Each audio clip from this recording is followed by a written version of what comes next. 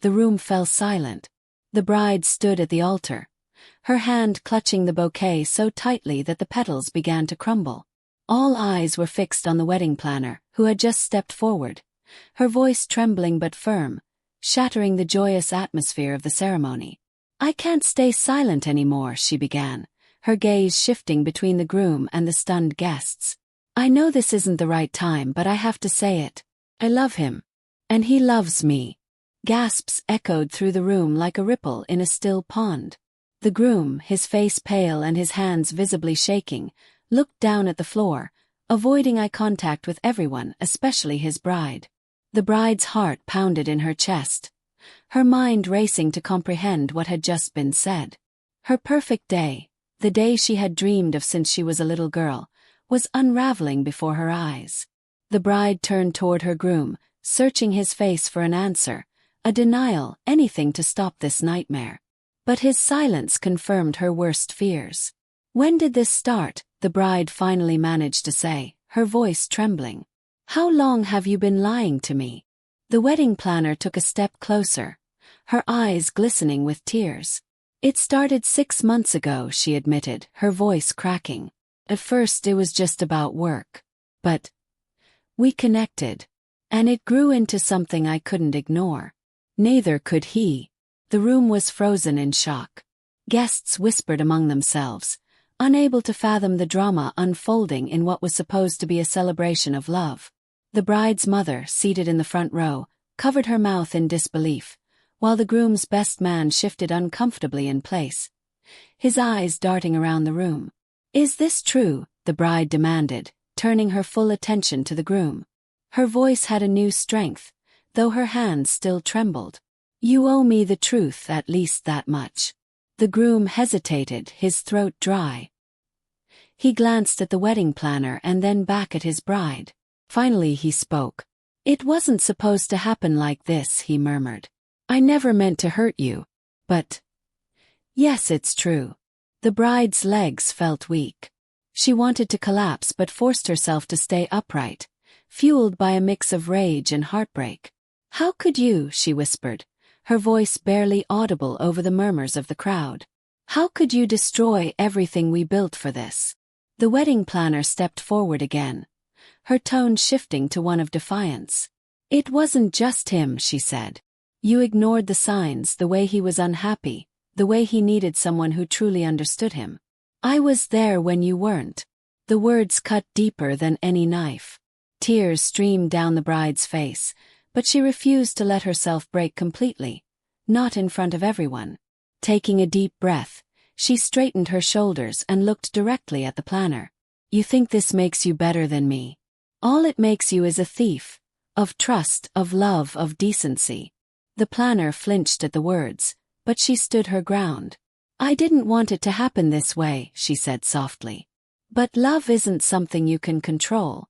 "Love," the bride repeated, her voice rising. "You think this is love. This is betrayal. And I hope you both understand the kind of life you've just set yourselves up for." The crowd began to stir, some guests standing, others murmuring among themselves, unsure whether to leave or stay. The bride's father stepped forward, his face red with anger. "This ends here," he declared. "You've humiliated my daughter enough." But the bride raised her hand, stopping him. "No, Dad," she said. "I'll handle this." Turning back to the groom, she said, "You've made your choice, and I'll make mine." Her voice cracked, but she held her head high. "Enjoy your life, because it won't include me." With that, she threw her bouquet onto the floor and stormed out of the hall, the train of her dress dragging behind her. The guests parted like waves, giving her a clear path as she exited, leaving the groom and the wedding planner standing in the ruins of what was supposed to be a perfect day. As the doors slammed shut, the wedding planner reached for the groom's hand. "We'll get through this," she whispered. But the groom, now fully grasping the magnitude of his choices, could only stare at the floor, his expression blank. The applause for the bride's strength erupted outside the doors, a stark contrast to the tension still hanging in the air inside the hall. The bride's footsteps echoed in her ears as she stormed out of the wedding hall, her mind spinning with disbelief. Each step felt heavier than the last, but she forced herself to keep moving, refusing to let the tears fall until she was out of sight. As the doors slammed shut behind her, she leaned against the cold stone wall outside, gasping for air, clutching her chest as though trying to hold her heart together. How had it come to this? How had her fairy tale turned into this unthinkable nightmare? Her thoughts spiraled back to the beginning, to the time when everything had been perfect, or at least she had believed it was. She had met him on a rainy afternoon at a coffee shop, a serendipitous moment straight out of a romance novel. She was rushing in, trying to escape the downpour, when she bumped into him. Coffee spilled, apologies were exchanged, and before long, they were laughing together over fresh cups of lattes. His name was Daniel, and he was everything she had ever dreamed of in a partner. Charming, intelligent, and endlessly kind. From that first meeting, their connection was instant and electric. They talked for hours that day, sharing stories about their lives, their dreams, and even their fears. What had stood out to her most was the way he looked at her, as though she were the only person in the world who mattered. That look had made her believe in forever. Their relationship had grown quickly but naturally. Within a year, they were inseparable, planning vacations, meeting each other's families, and dreaming about their future together. The proposal came on a cool autumn evening, under a canopy of twinkling lights at a park where they often walked together. Daniel had dropped to one knee, his voice trembling as he said, "You've changed my life in ways I didn't know were possible. Will you marry me?" Tears of joy had spilled down her cheeks as she nodded, her heart bursting with happiness. She remembered how tightly he had held her that night, whispering promises of love and devotion. Promises that now felt like cruel lies. The wedding planning had been a whirlwind of excitement and stress, but she had reveled in every moment of it. Daniel, on the other hand, had seemed more than happy to let her take the reins. "This is your dream, love," he had said. "I just want to see you happy." It was during this process that they had met Sophie, the wedding planner who had come so highly recommended. Sophie was everything they had hoped for. Efficient, creative, and endlessly supportive. From the moment she stepped into their lives, she seemed to take over, smoothing out every detail with ease and charm. At first, the bride had been grateful. Sophie had been a lifesaver, handling last-minute crises with a smile and making her feel like the wedding would be nothing short of perfect. But as the months went on, little things had started to nag at her. A lingering glance Sophie would give Daniel, an inside joke shared between the two that she wasn't a part of. She had brushed it off, chalking it up to her own wedding nerves. "You're being ridiculous," she had told herself. "Sophie is just good at her job, and Daniel is being polite." Looking back now, she realized there had been signs, subtle, almost imperceptible moments that she had dismissed. The way Daniel had started staying late at work meetings, the sudden increase in texts on his phone that he would quickly dismiss as work stress, and the growing distance she felt but couldn't put into words. There had even been a moment 2 weeks before the wedding, when she had walked in on Sophie and Daniel laughing together in the kitchen during a planning meeting. They had both fallen silent the moment she entered, exchanging a look that she hadn't been able to decipher. When she asked what was funny, Sophie had quickly said, "Oh, just a silly joke about the table arrangements." She had wanted to ask more but decided against it. She didn't want to be the paranoid bride, doubting the man she loved and the professional who was helping make her dream day come true. As she stood outside the wedding hall now, replaying all these memories, the weight of her naivety hit her like a freight train. How could she have ignored so many signs? How had she been so blind? But the truth was, she hadn't wanted to see it. She had been so desperate to hold on to the idea of her perfect life with Daniel that she had turned a blind eye to the cracks forming beneath the surface. Inside the hall, she could still hear the muffled voices of guests, no doubt gossiping about the scandal that had just unfolded. Her humiliation was complete, but amidst the heartbreak, a spark of anger ignited within her, a determination not to let this betrayal define her. She wiped her tears, straightened her shoulders, and took a deep breath. This wasn't over. She wasn't done.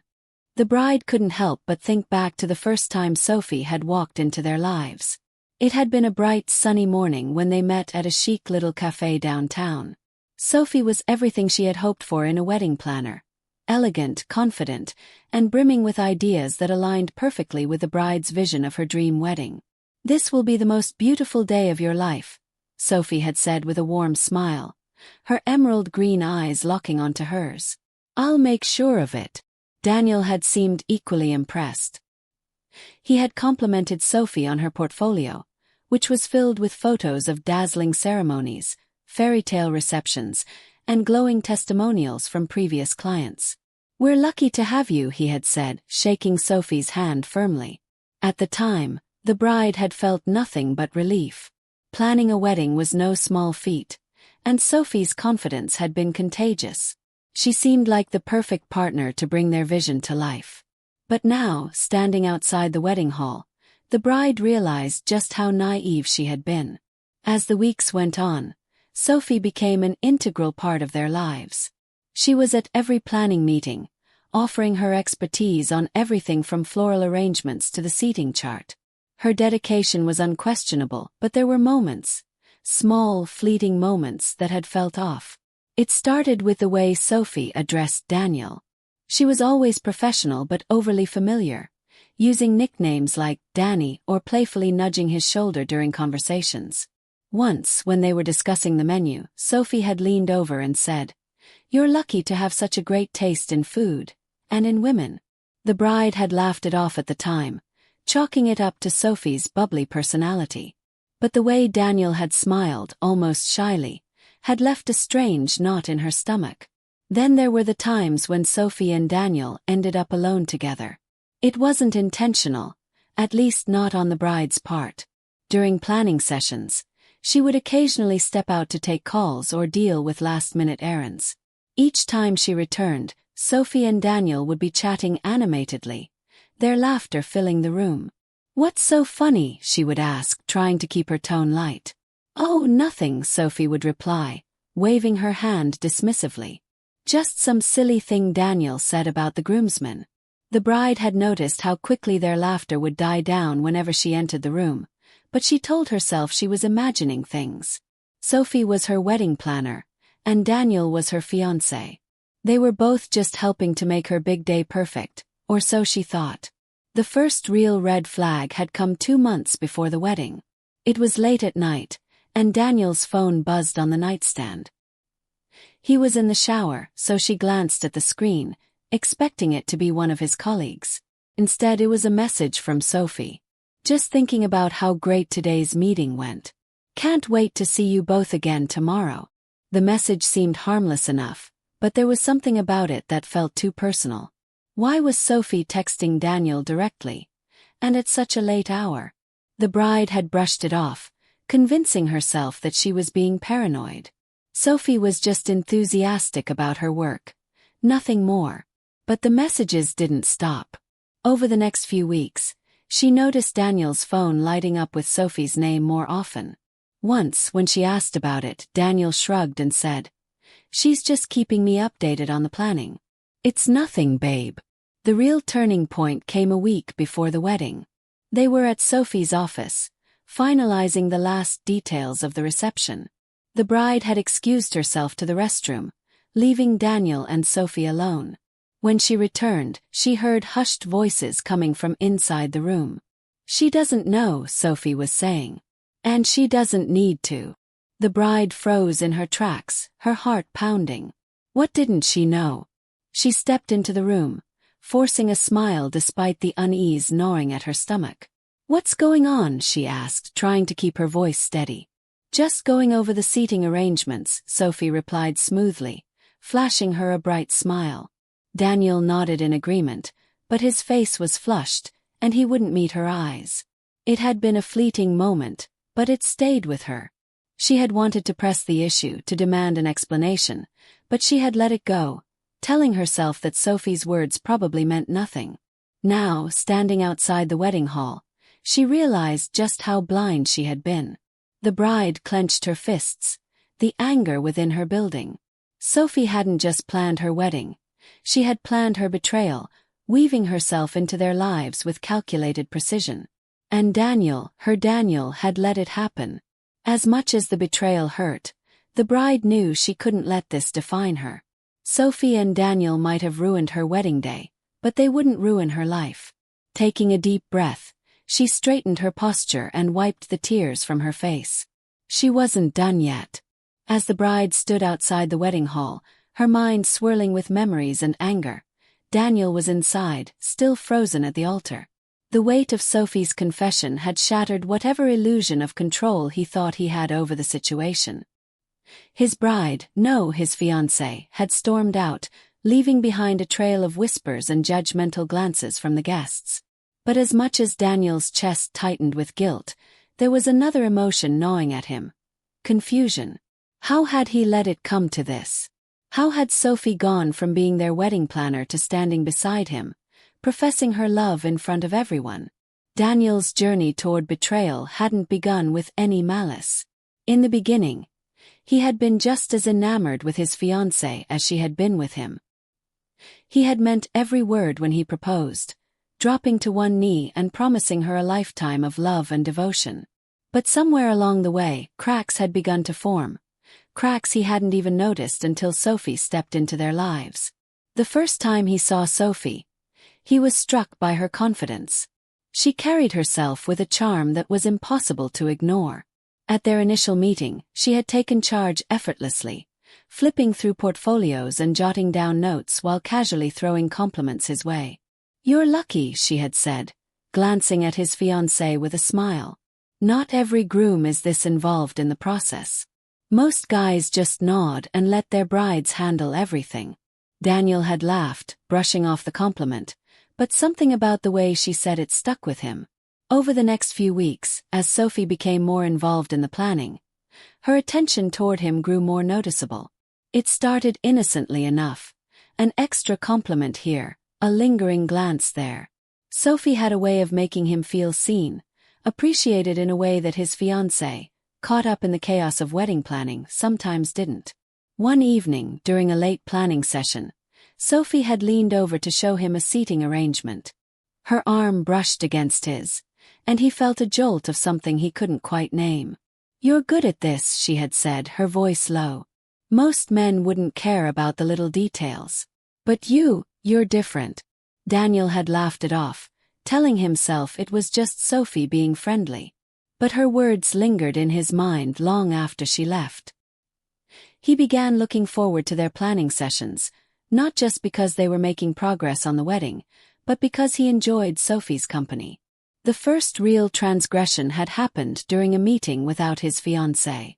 She had been stuck at work, so Daniel and Sophie had decided to move forward with finalizing the menu. After the meeting, Sophie had suggested grabbing a drink to celebrate how smoothly things were going. "It's just one drink," she had said, her smile disarming. "You deserve to relax after all this wedding stress." One drink turned into two, and before Daniel knew it, they were sitting in a dimly lit corner of a bar, talking about everything but the wedding.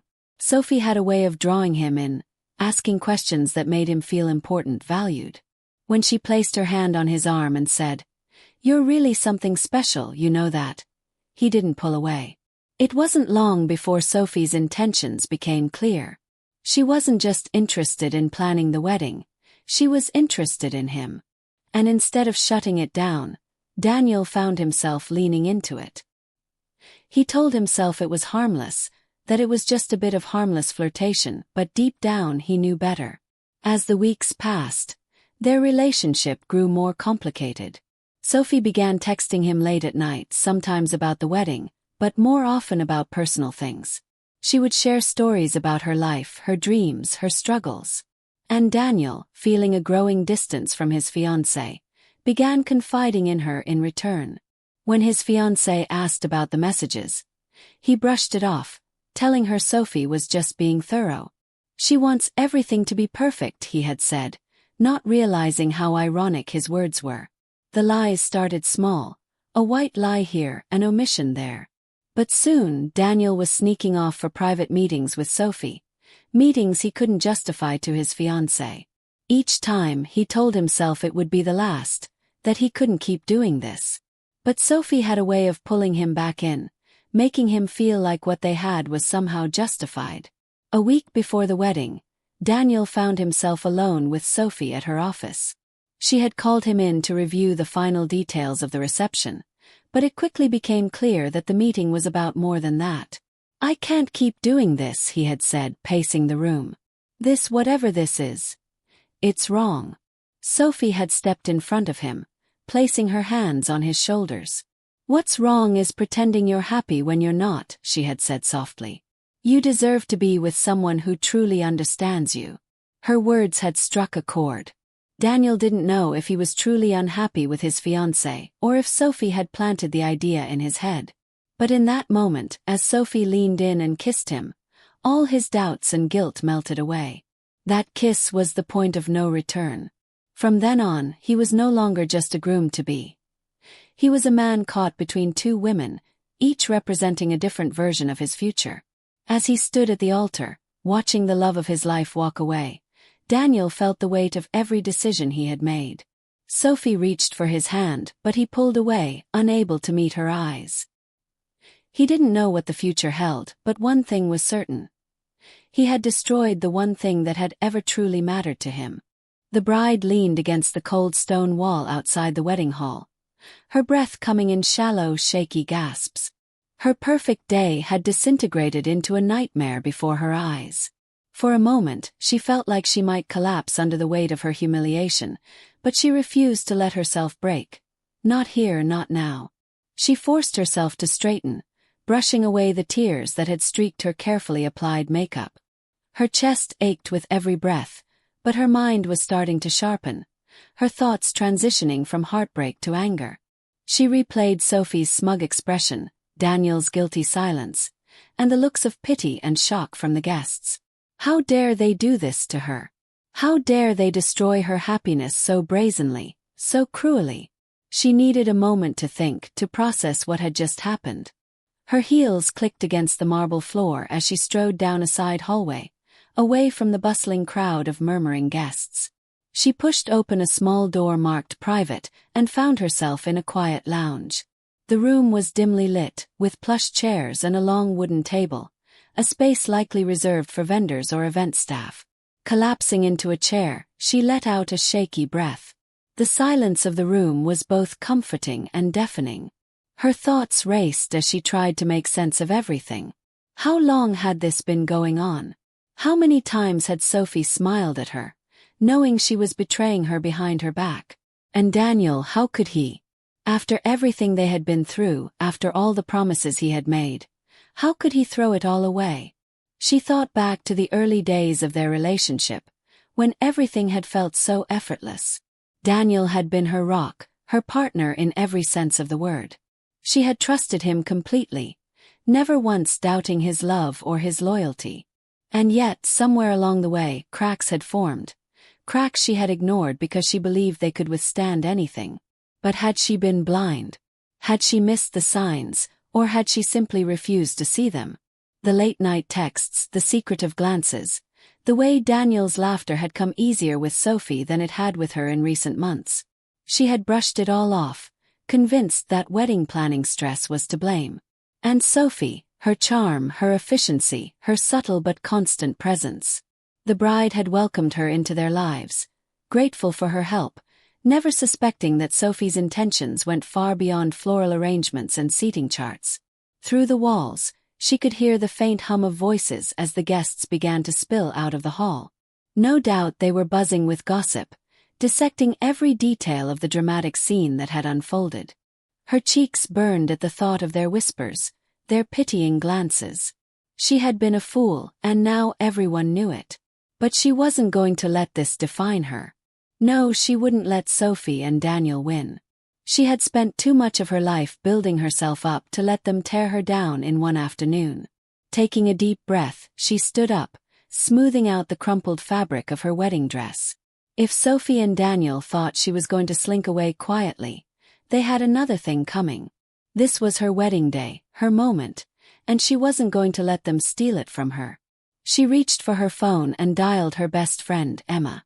Emma had always been her confidant, her partner in crime, the one person who could steady her when the world felt like it was falling apart. "Emma," she said, her voice trembling but resolute. I need you to meet me in the lounge.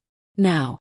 Emma arrived within minutes, her face a mix of concern and fury. I can't believe what just happened, she said, pulling the bride into a tight hug. Are you okay? No, the bride admitted, pulling back to look her friend in the eyes. But I will be. I just need a plan. Plan? Emma asked, raising an eyebrow. What are you thinking? The bride's lips curled into a determined smile. I'm thinking it's time to take control of this day.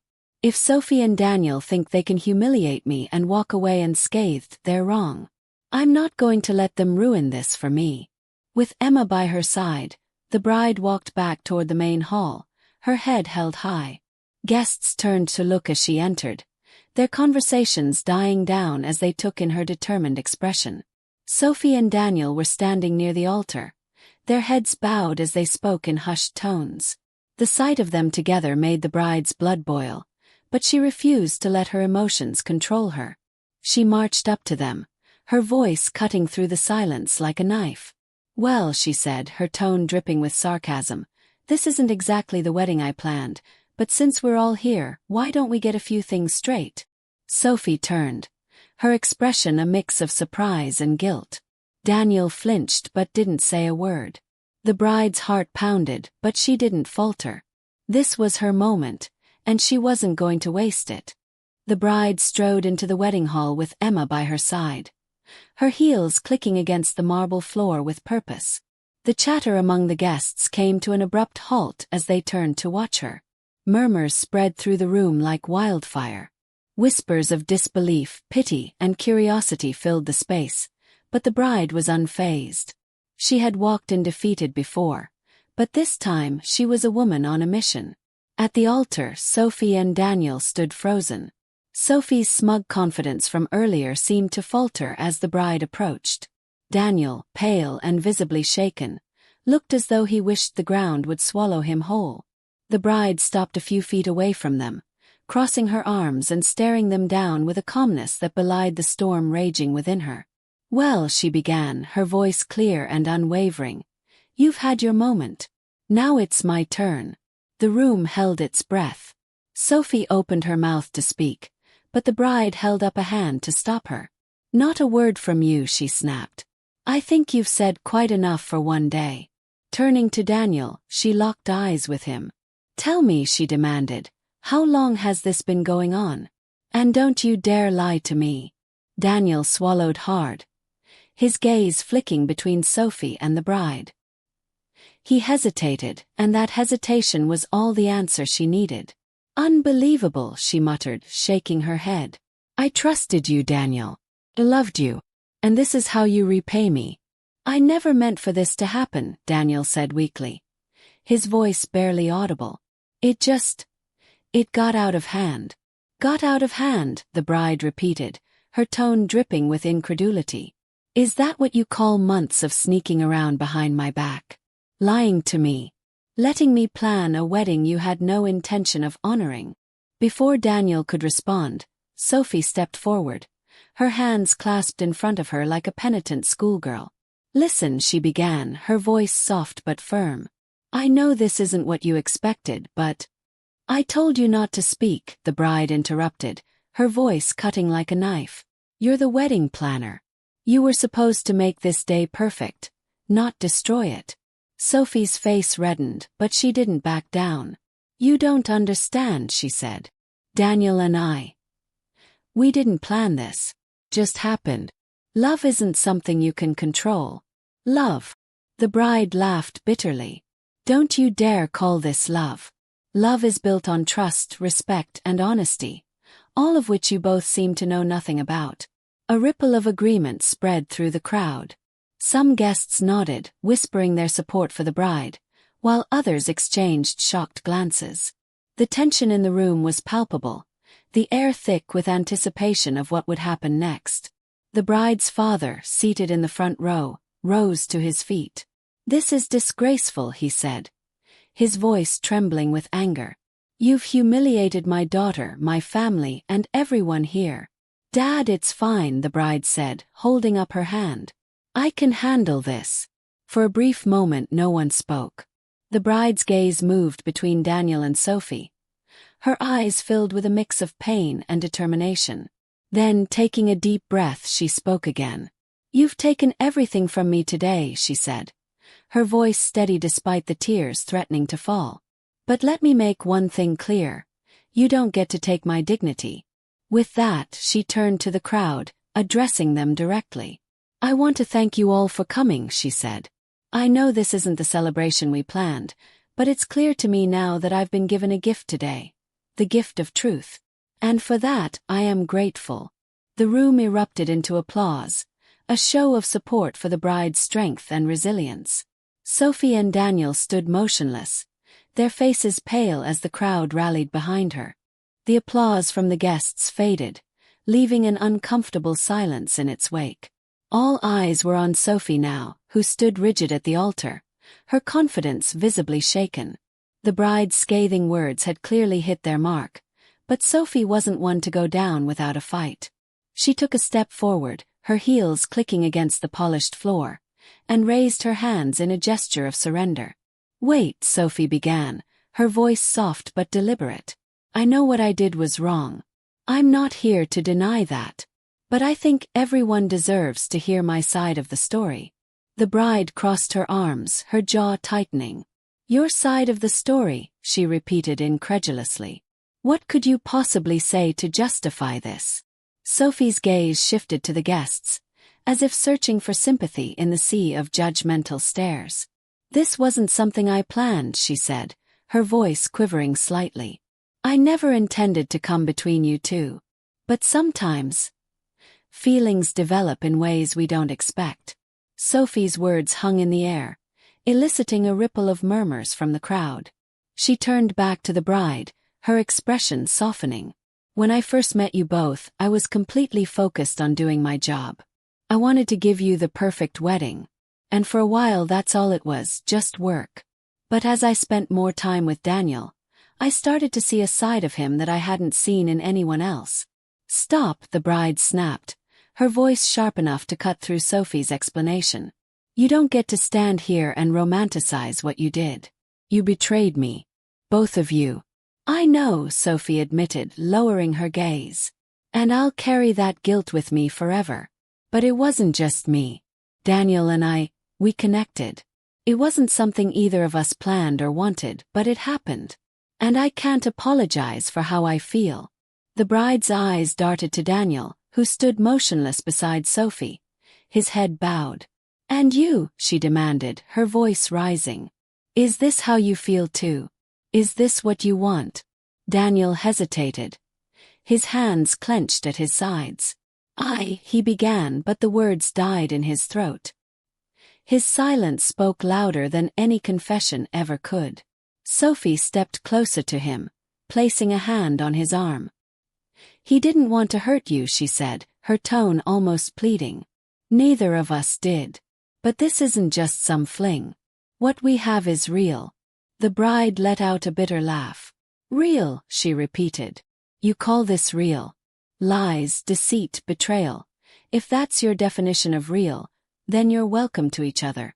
The tension in the room was palpable, the atmosphere thick with unease. Some guests shifted uncomfortably in their seats, while others whispered among themselves.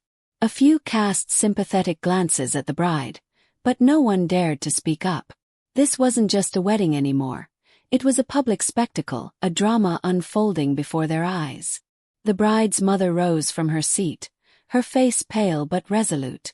"This is shameful," she said, her voice trembling with anger. "You've humiliated my daughter and ruined what should have been the happiest day of her life." "Please," Sophie said, her voice faltering. "I didn't mean for this to happen here like this. But I couldn't stay silent. I couldn't let this day go on without being honest." "Honest?" the bride interjected, her voice dripping with sarcasm. "You think standing up here and tearing my life apart is honesty? It's cruelty, Sophie. Plain and simple." Sophie opened her mouth to respond, but the bride held up a hand, silencing her once more. "Enough," she said firmly. "I don't need to hear anything else from you. You've said your piece. Now let me say mine." The bride turned to the crowd, her voice steady despite the tears threatening to spill. "I've been lied to, betrayed, and humiliated in front of all of you.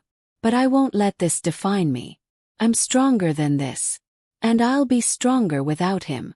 Her words were met with a smattering of applause, growing louder as the guests began to rally behind her. Sophie and Daniel stood frozen, their faces a mixture of guilt and disbelief. The bride's strength was undeniable, her presence commanding the room even in the face of such heartbreak. The applause from the guests for the bride's strength still echoed faintly in the grand wedding hall, but it did little to ease the suffocating tension.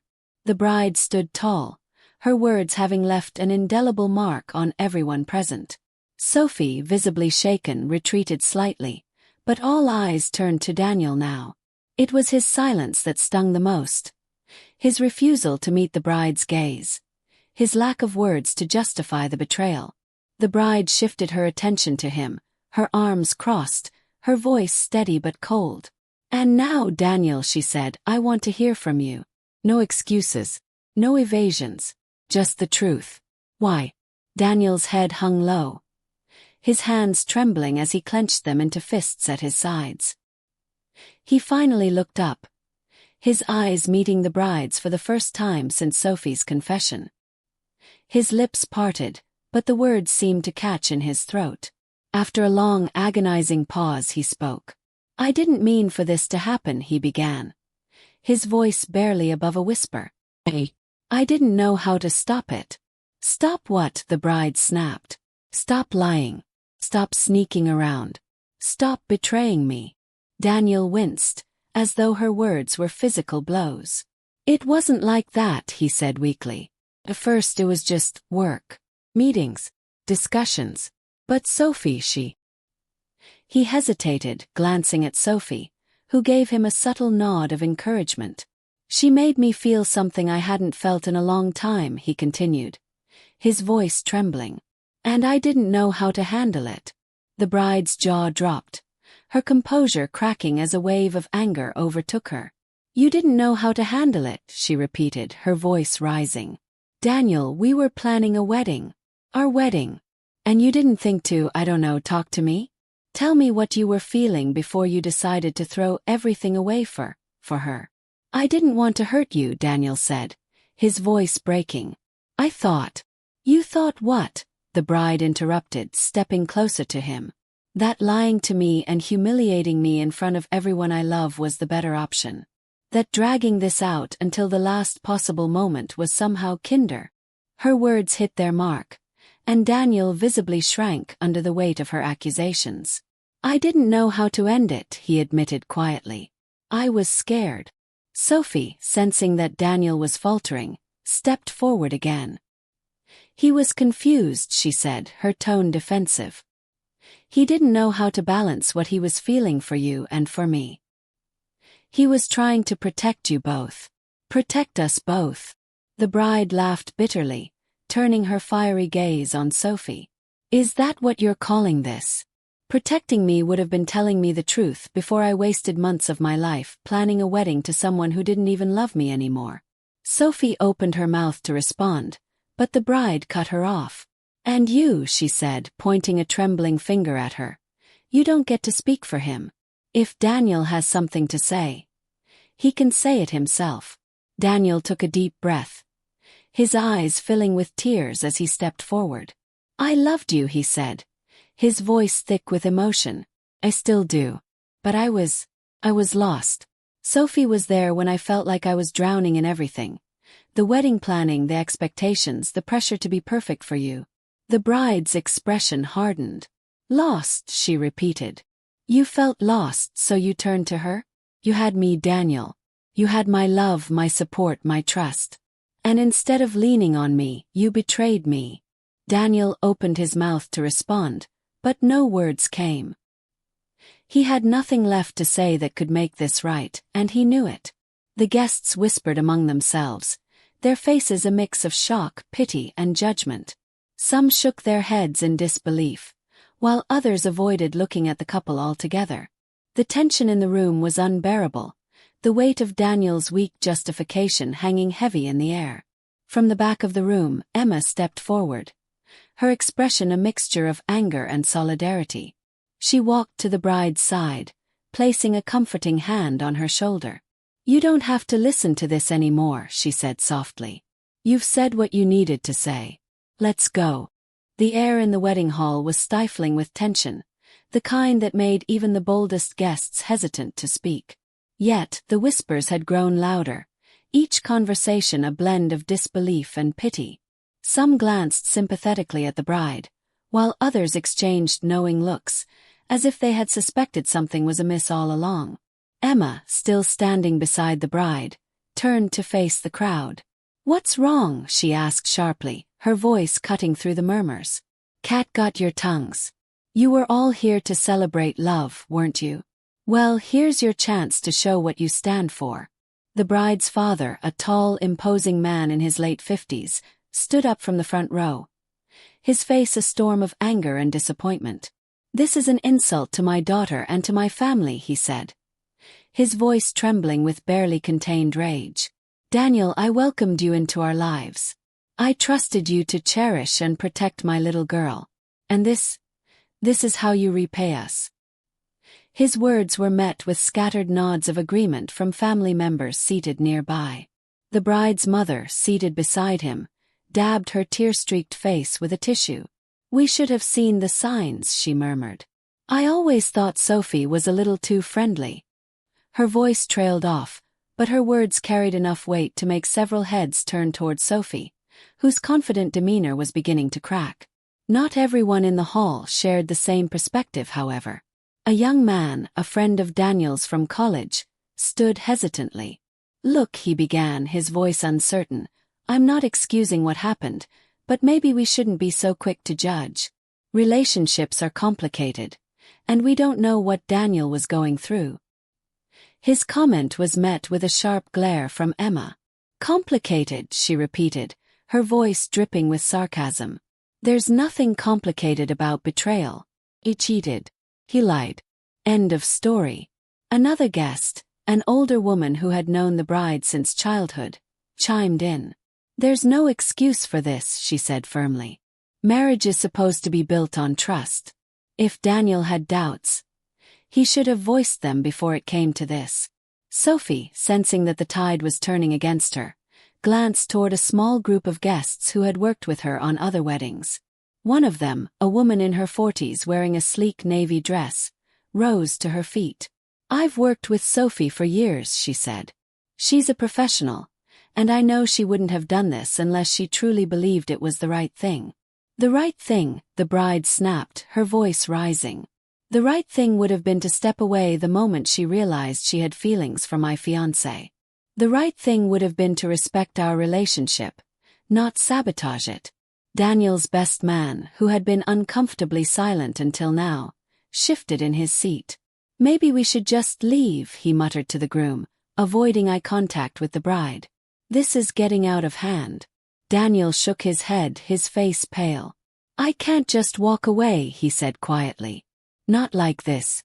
The best man sighed, running a hand through his hair. "You've already made your choice, Daniel. Staying here is only making things worse." The bride, sensing that the crowd's attention was beginning to fracture, stepped forward, her voice cutting through the noise like a blade. "Enough," she said firmly. "This isn't about you," she continued, her gaze sweeping over the guests. "This is about me. My life. My future." She turned to Sophie, her tone ice-cold. "You can spin this however you like, but the truth is simple. You're a thief. You stole what didn't belong to you, and you tried to justify it by calling it love. But love doesn't destroy. Love doesn't humiliate. Love doesn't betray." Sophie opened her mouth to respond, but the bride silenced her with a raised hand. "And you," she said, turning to Daniel. "You had a choice. You chose to break my trust, to lie to me, to let this woman come between us. And now you'll have to live with that choice." For the first time since the chaos began, the room fell completely silent. The bride's words had left no room for rebuttal, no space for justification. Even those who had tried to defend Sophie or Daniel now looked down at their hands, ashamed to have spoken. The bride took a deep breath, her voice steady despite the tears threatening to fall. "Thank you all for being here today," she said, addressing the crowd. "I'm sorry this wasn't the celebration you were expecting, but I hope you understand that I refuse to let this define me. I deserve better. And I will find better." The guests, moved by her strength, began to applaud once again. The sound swelled, filling the hall with a sense of unity and support. Sophie and Daniel stood frozen, their faces pale as the reality of their actions sank in. The bride stood tall at the center of the wedding hall, her presence commanding the attention of everyone in the room. The applause from the guests slowly faded, leaving a heavy silence in its wake. Sophie and Daniel remained rooted near the altar, their faces pale and their expressions unreadable. But the bride wasn't looking at them anymore. She was done giving them her energy. With a deep breath, she turned to the crowd, her voice steady and clear. "I want to thank everyone for being here today. I know this isn't the day we all envisioned, but it's a day I will never forget. Not because of what they did," she said, gesturing briefly toward Sophie and Daniel, "but because of what I learned." The bride paused, her gaze sweeping over the room. "I learned that sometimes the people we trust the most can hurt us the worst. I learned that love isn't just about grand gestures and promises. It's about actions, honesty, and respect. And today I learned that I deserve better." Her words were met with a ripple of murmurs, followed by nods of agreement from several guests. The bride's father looked at her with a mix of pride and heartbreak, his hand resting protectively on her mother's shoulder. Emma, still by the bride's side, gave her a small, encouraging smile. The bride turned her attention to Sophie and Daniel one final time. "I want you both to know something," she began, her tone calm but resolute. "You didn't just betray me, you betrayed yourselves. Whatever it is you think you have together, it was built on lies and deceit. And trust me when I say, nothing built on a foundation like that will ever last." Daniel flinched at her words, his face crumbling under the weight of her accusations. Sophie, however, remained defiant, though her confidence now seemed more like a fragile mask. "I hope you find whatever it is you're looking for," the bride continued, her voice softening slightly. "But don't ever think you'll find it at the expense of my happiness. You've taken enough from me." The bride stepped away from the altar, her movements graceful despite the heavy train of her wedding dress. As she made her way down the aisle, the guests rose to their feet, their applause growing louder with every step she took. It wasn't the kind of applause reserved for a happy couple. It was an applause of respect, admiration, and solidarity. Emma walked beside her, her hand gently resting on the bride's arm. "You're incredible, you know that," she whispered as they neared the exit. The bride gave her a small smile, though her eyes glistened with unshed tears. "I don't feel incredible," she admitted. "But I know I'll be okay." At the altar, Sophie and Daniel stood in stunned silence, the weight of the bride's words settling heavily on their shoulders. Sophie reached for Daniel's hand, but he pulled away, his gaze fixed on the ground. For the first time, it seemed as though he was truly grasping the magnitude of what he had done. "What now?" Sophie asked quietly, her voice laced with uncertainty. But Daniel didn't answer. He couldn't. He was too busy watching the woman he had once promised to love walk away, taking with her the dignity and strength he could never hope to match. As the bride stepped outside into the crisp afternoon air, she inhaled deeply, letting the cool breeze wash over her. She felt lighter somehow, as though the weight of the betrayal had started to lift. She wasn't entirely free of the pain. It would take time to heal, but she knew she had taken the first step toward reclaiming her life. Emma squeezed her arm gently. "What now?" she asked, echoing Sophie's earlier question. The bride looked at her, a glimmer of determination in her eyes. "Now," she said, "I start over. And this time I do it on my terms." The bride's exit wasn't just a physical departure. It was a symbolic moment of empowerment. She had faced betrayal, humiliation, and heartbreak, but she had refused to let it break her. Instead, she had chosen to walk away with her head held high, a beacon of strength for anyone who had ever been wronged. As she walked toward her car, the sounds of the guests' applause still faintly echoing behind her. She allowed herself a small smile. This wasn't the ending she had envisioned, but it was the beginning of something new, something better, and that, she realized, was worth fighting for. The apartment felt eerily quiet when the bride stepped inside. The soft click of the door behind her seemed to echo in the emptiness, amplifying the reality of what had just happened. She stood motionless for a moment, still in her wedding dress, its once pristine fabric now slightly wrinkled from the day's chaos. Her veil hung loosely from her hair, and her makeup, a masterpiece hours ago, was smudged from tears. She slowly walked toward the full-length mirror in the corner of her living room, her reflection a poignant reminder of what the day was supposed to be. For a moment, she let herself feel the weight of it all, the betrayal, the humiliation, the loss of the life she had envisioned with Daniel. Her fingers grazed the delicate lace of her dress, and a tear slid down her cheek. This wasn't supposed to be how it ended, she whispered to herself. The next morning, sunlight streamed through the blinds, illuminating the boxes of wedding decorations and mementos scattered around the apartment.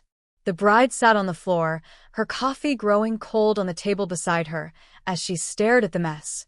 Slowly, she began packing everything away. The custom-made invitations, the carefully chosen centerpieces, the seating chart, all of it went into a large cardboard box. When she reached the framed photo of her and Daniel from their engagement shoot, she froze. The image showed them laughing, carefree, in the golden light of sunset. Her fingers traced the edges of the frame, and for a moment, the memories came rushing back. The proposal, the plans, the promises. But then, she placed the photo face down on the table, her jaw tightening. "Not yet," she said softly. But soon, her phone buzzed with messages from friends and family, each one a small beacon of light in the darkness. "I'm so proud of you for standing up for yourself. You were amazing yesterday. Let me know if you need anything. You deserve so much better than him. We're here for you." She read each message carefully, her heart swelling with gratitude for the people who refused to let her face this alone.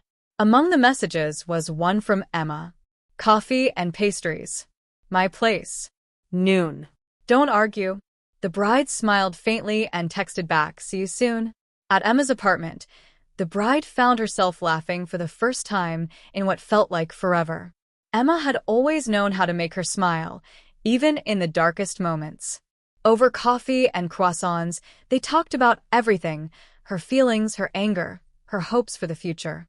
"You're stronger than you think," Emma said, placing a hand on the bride's. "And you'll get through this. One step at a time." The bride nodded, her resolve strengthening. "I know I will. But I don't even know where to start." Emma grinned. "Start by being kind to yourself. Take a day, a week, however long you need. And when you're ready, the rest will follow." That evening, the bride sat alone in her living room, a fresh notebook in her lap. She flipped to the first page and began writing. "Focus on me. Reconnect with friends and family. Find joy in the little things again. Don't rush. Healing takes time." As she wrote, she felt a sense of calm wash over her. The road ahead would be long, but for the first time since the wedding, she felt ready to take the first step. The bride set the notebook down and looked out the window at the city lights below.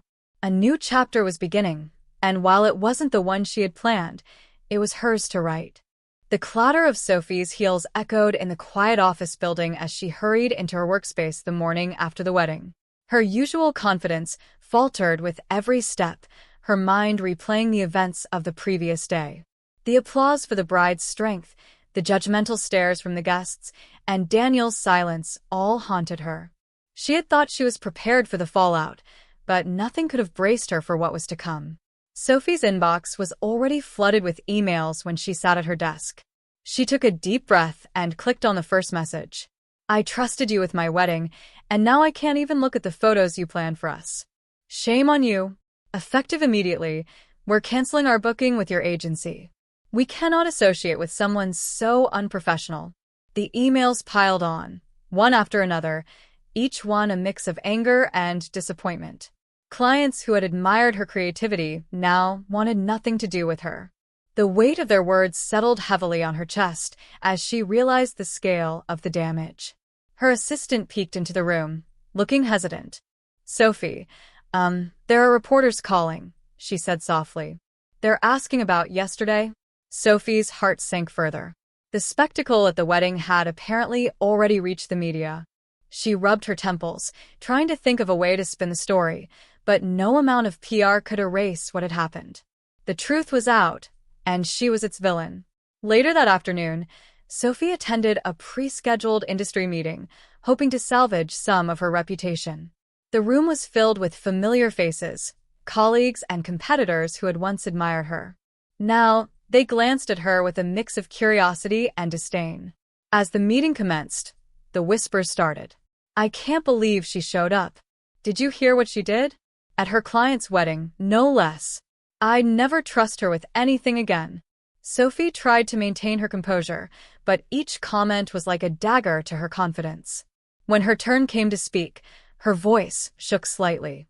I understand there are a lot of questions about recent events," she began. "And while I regret the way things unfolded, I stand by the choices I made." The room fell silent, her words hanging awkwardly in the air. No one responded. No one nodded in agreement. The silence was more damning than any accusation. As Sophie left the meeting, her phone buzzed with a message from Daniel. "Can't meet today. Need time to think." She clenched her jaw, staring at the screen. He had been distant ever since the wedding, retreating into his guilt and shame. Sophie had thought they were in this together, but it seemed Daniel was already wavering. For the first time, she felt a pang of doubt. Had she miscalculated everything? Had her feelings for Daniel blinded her to the consequences of her actions? She shook her head, refusing to let herself dwell on it. "This will pass," she muttered to herself. "It always does." That evening, Sophie logged into her social media accounts, hoping to distract herself. But the notifications were overwhelming. Comments flooded her latest post, a picture of a perfectly decorated wedding venue. Perfect setting for a betrayal, right? You ruined someone's life for what? Shame on you. Never trusting another professional like you again. Her hands trembled as she scrolled through the messages. The internet was relentless, and it was clear that her career would never be the same. She hastily deactivated her accounts, shutting out the noise, but the damage was already done. As she sat alone in her apartment that night, Sophie stared at the floor, her mind swirling with regret and defiance. Part of her still believed that her feelings for Daniel justified everything. "You can't help who you fall in love with," she whispered to herself, repeating the mantra that had carried her through the past few months. But another part of her, a quieter, more honest part, knew that she had crossed a line. She had built her career on trust and professionalism, and she had shattered both in a single day. The weight of that realization was suffocating. Daniel sat on the edge of his bed, staring at the floor of his dimly lit apartment. His tuxedo from the wedding day still hung over the back of a chair, a glaring reminder of the chaos he had unleashed. He had thought that walking away from the wedding would bring some sort of relief, but instead, it had only left him with a gnawing emptiness. His phone buzzed on the nightstand. He glanced at the screen, but his heart sank when he saw the name, Sophie. He didn't answer. He couldn't. Talking to her felt like pouring salt into an open wound. Daniel's thoughts spiraled back to the wedding, to the look on the bride's face as she stared him down. Her eyes, filled with anger and heartbreak, haunted him. He could still hear the applause that had followed her speech, the kind of applause that celebrated strength, not love. It was the moment he realized just how deeply he had betrayed her. He picked up his phone and scrolled through his photos, stopping on one of their engagement pictures. They looked so happy, so full of hope. He remembered the way she laughed when he proposed, the way her eyes lit up as she said yes. And now he had destroyed all of it. "What have I done?" he whispered, running a hand through his hair. Sophie had been calling him all day, leaving messages that ranged from concerned to demanding. "We need to talk," one of her voicemails said. "We can't just ignore this. We have to figure out what's next." But Daniel didn't want to figure out what was next. The idea of a future with Sophie felt suffocating. The bond they had shared, once thrilling and forbidden, now felt hollow. He had thought he loved her, but now he wasn't so sure. Later that evening, Daniel met up with a few of his closest friends at a local bar. He needed to escape the silence of his apartment, even if it meant facing their judgment. So, one of them said, breaking the awkward silence, "That wedding was something." Daniel winced, taking a sip of his beer. "Yeah," he muttered. His best friend leaned forward, his tone both curious and exasperated. "What were you thinking, man? You had everything. And you threw it away for what?" "Some fling." "It wasn't just a fling," Daniel said defensively, though his voice lacked conviction. "At least I thought it wasn't." "And now?" his friend pressed. Daniel didn't answer. He couldn't. The truth was he didn't know what it was anymore. All he knew was that he felt like a fool who had traded something real for a fleeting illusion. The next morning, Daniel woke to a barrage of notifications on his phone. News of the wedding fiasco had spread beyond the guests, making its way onto social media. The hashtags #runawaybride and #wedding scandal were trending, and his name was plastered across countless posts. Imagine being Daniel, cheating on the love of your life and thinking it would end well. Pathetic.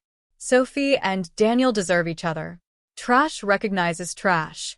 He threw his phone onto the couch, the comments stinging more than he cared to admit.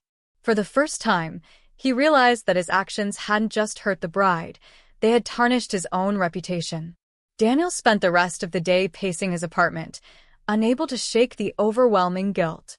He thought about reaching out to the bride, apologizing, trying to explain himself. But what could he say that would make a difference? "I didn't mean to hurt you. I wasn't thinking clearly. I made a mistake." None of it felt like enough. No words could undo the damage he had caused. That evening, Sophie showed up at his apartment, her expression a mix of anger and desperation. "Why have you been avoiding me?" she demanded as she stepped inside. Daniel sighed, leaning against the counter. I need time to think." "Think about what?" Sophie asked, her voice rising. "We're in this together, Daniel. You can't just shut me out now." "Maybe we shouldn't be in this together," he said quietly. Sophie froze, her eyes narrowing. "What's that supposed to mean?" "It means I don't know if this was worth it," Daniel admitted, his voice heavy with regret. "I don't know if we were worth it." The bride sat at her kitchen table, the morning sunlight streaming through the window, casting warm golden hues across the room.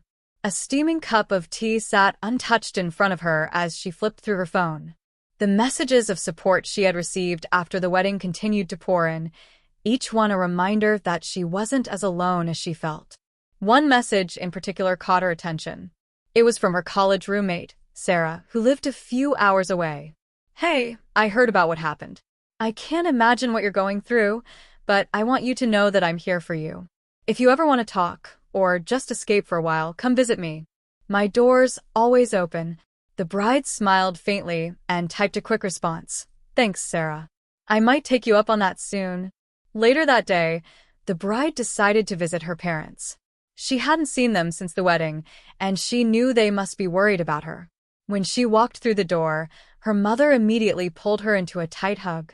"Oh, sweetheart," her mother said, her voice trembling. "I've been so worried about you." "I'm okay, Mom," the bride replied, her voice steadier than she expected. "Really, I am." Her father stepped into the room, his expression a mixture of relief and anger. "You're stronger than I ever realized," he said, placing a reassuring hand on her shoulder. "What that man did to you, he doesn't deserve a second of your time." The bride nodded, her eyes welling with tears. "I know," she said softly, "but I don't want to dwell on him anymore. I just want to move forward." Over the next few days, the bride began rediscovering herself in small but meaningful ways. She went for long walks in the park, breathing in the crisp autumn air and letting the rustling leaves calm her mind. She treated herself to her favorite meals, indulging in the comfort foods she had avoided during her wedding diet. One afternoon, she visited her favorite bookstore, a cozy little shop tucked away on a quiet street. As she browsed the shelves, she felt a sense of peace, she hadn't experienced in months. She picked out a few novels and left the store with a bag full of stories, her heart a little lighter. That weekend, Emma organized a small gathering at her apartment. The bride hesitated at first, unsure if she was ready to face a group of people, but Emma was insistent. "You need this," Emma said over the phone. "Trust me. Just a few close friends, good food, and lots of laughter. No drama, I promise." When the bride arrived, she was greeted with warm hugs and genuine smiles. Her closest friends were there, each one eager to remind her of the vibrant, strong woman she had always been. As the evening wore on, the bride found herself laughing more than she had in weeks.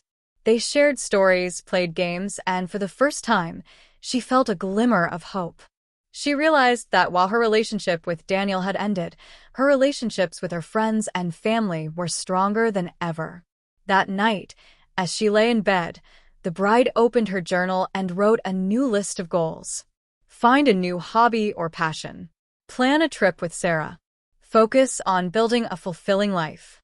As she wrote, she felt a growing sense of empowerment. She had spent so much time planning her life around Daniel and their future together, but now she had the freedom to focus on herself. The bride closed her journal and turned off the light, a small smile playing on her lips. She didn't know what the future held, but for the first time in a long time, she was excited to find out. Sophie paced the length of her apartment, her frustration mounting with every unanswered call to Daniel. Her usually immaculate living room was a mess, discarded wine glasses on the table, pillows haphazardly strewn across the couch. The chaos mirrored the storm brewing inside her. She couldn't understand why Daniel was pulling away. They had risked everything for each other, hadn't they? The fallout from the wedding was brutal. Yes, but she had believed their connection was worth it. Now, with each passing day of silence from him, doubt crept in like a shadow she couldn't shake. Daniel sat in his car outside Sophie's building, staring at the glowing windows of her apartment. He had received her messages, dozens of them, but each time he thought about going inside, he stopped himself. He was suffocating under the weight of his guilt. Every time he looked at Sophie, he was reminded of the betrayal that had shattered his life. What they had once shared, the excitement of their secret connection, now felt tainted and hollow. With a heavy sigh, Daniel started the car and drove away. He couldn't face her, not yet. The next day, Sophie decided to confront him directly. She showed up at his apartment, her arms crossed and her expression tense. Daniel opened the door, his eyes tired and his posture slumped. "We need to talk," Sophie said, stepping inside without waiting for an invitation. Daniel closed the door and leaned against it, avoiding her gaze.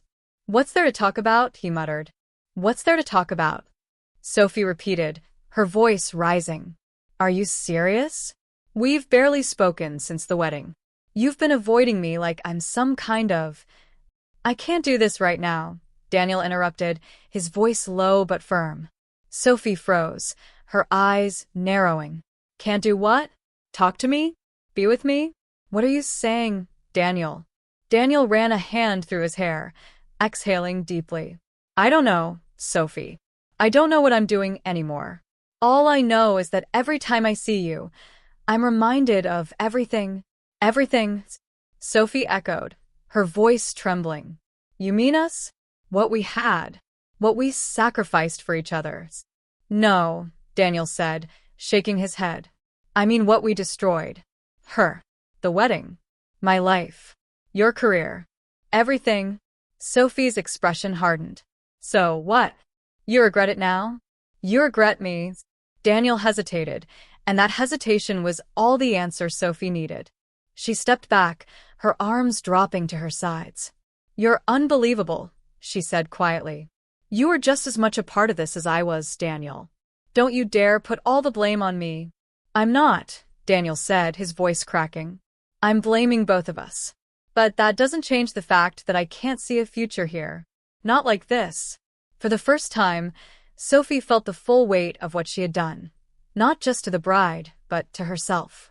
She had convinced herself that her love for Daniel justified everything, but now, standing in his apartment, She realized that love built on betrayal could never last. She took a deep breath, her voice steady but cold. "You know what, Daniel? Maybe you're right. Maybe there is no future here. And maybe that's for the best." Daniel looked at her, surprised, but he didn't argue. He simply nodded, his face etched with regret. Sophie left his apartment that night, her footsteps echoing in the quiet hallway. She felt strangely lighter, as though letting go of Daniel was the first step toward regaining control of her life. Back in her own apartment, she poured herself a glass of wine and sat on the couch, staring out the window. She didn't know what came next, but she knew one thing for certain. She needed to start over, on her own terms. Daniel, meanwhile, sat alone in his dark apartment, the silence pressing down on him like a heavy weight.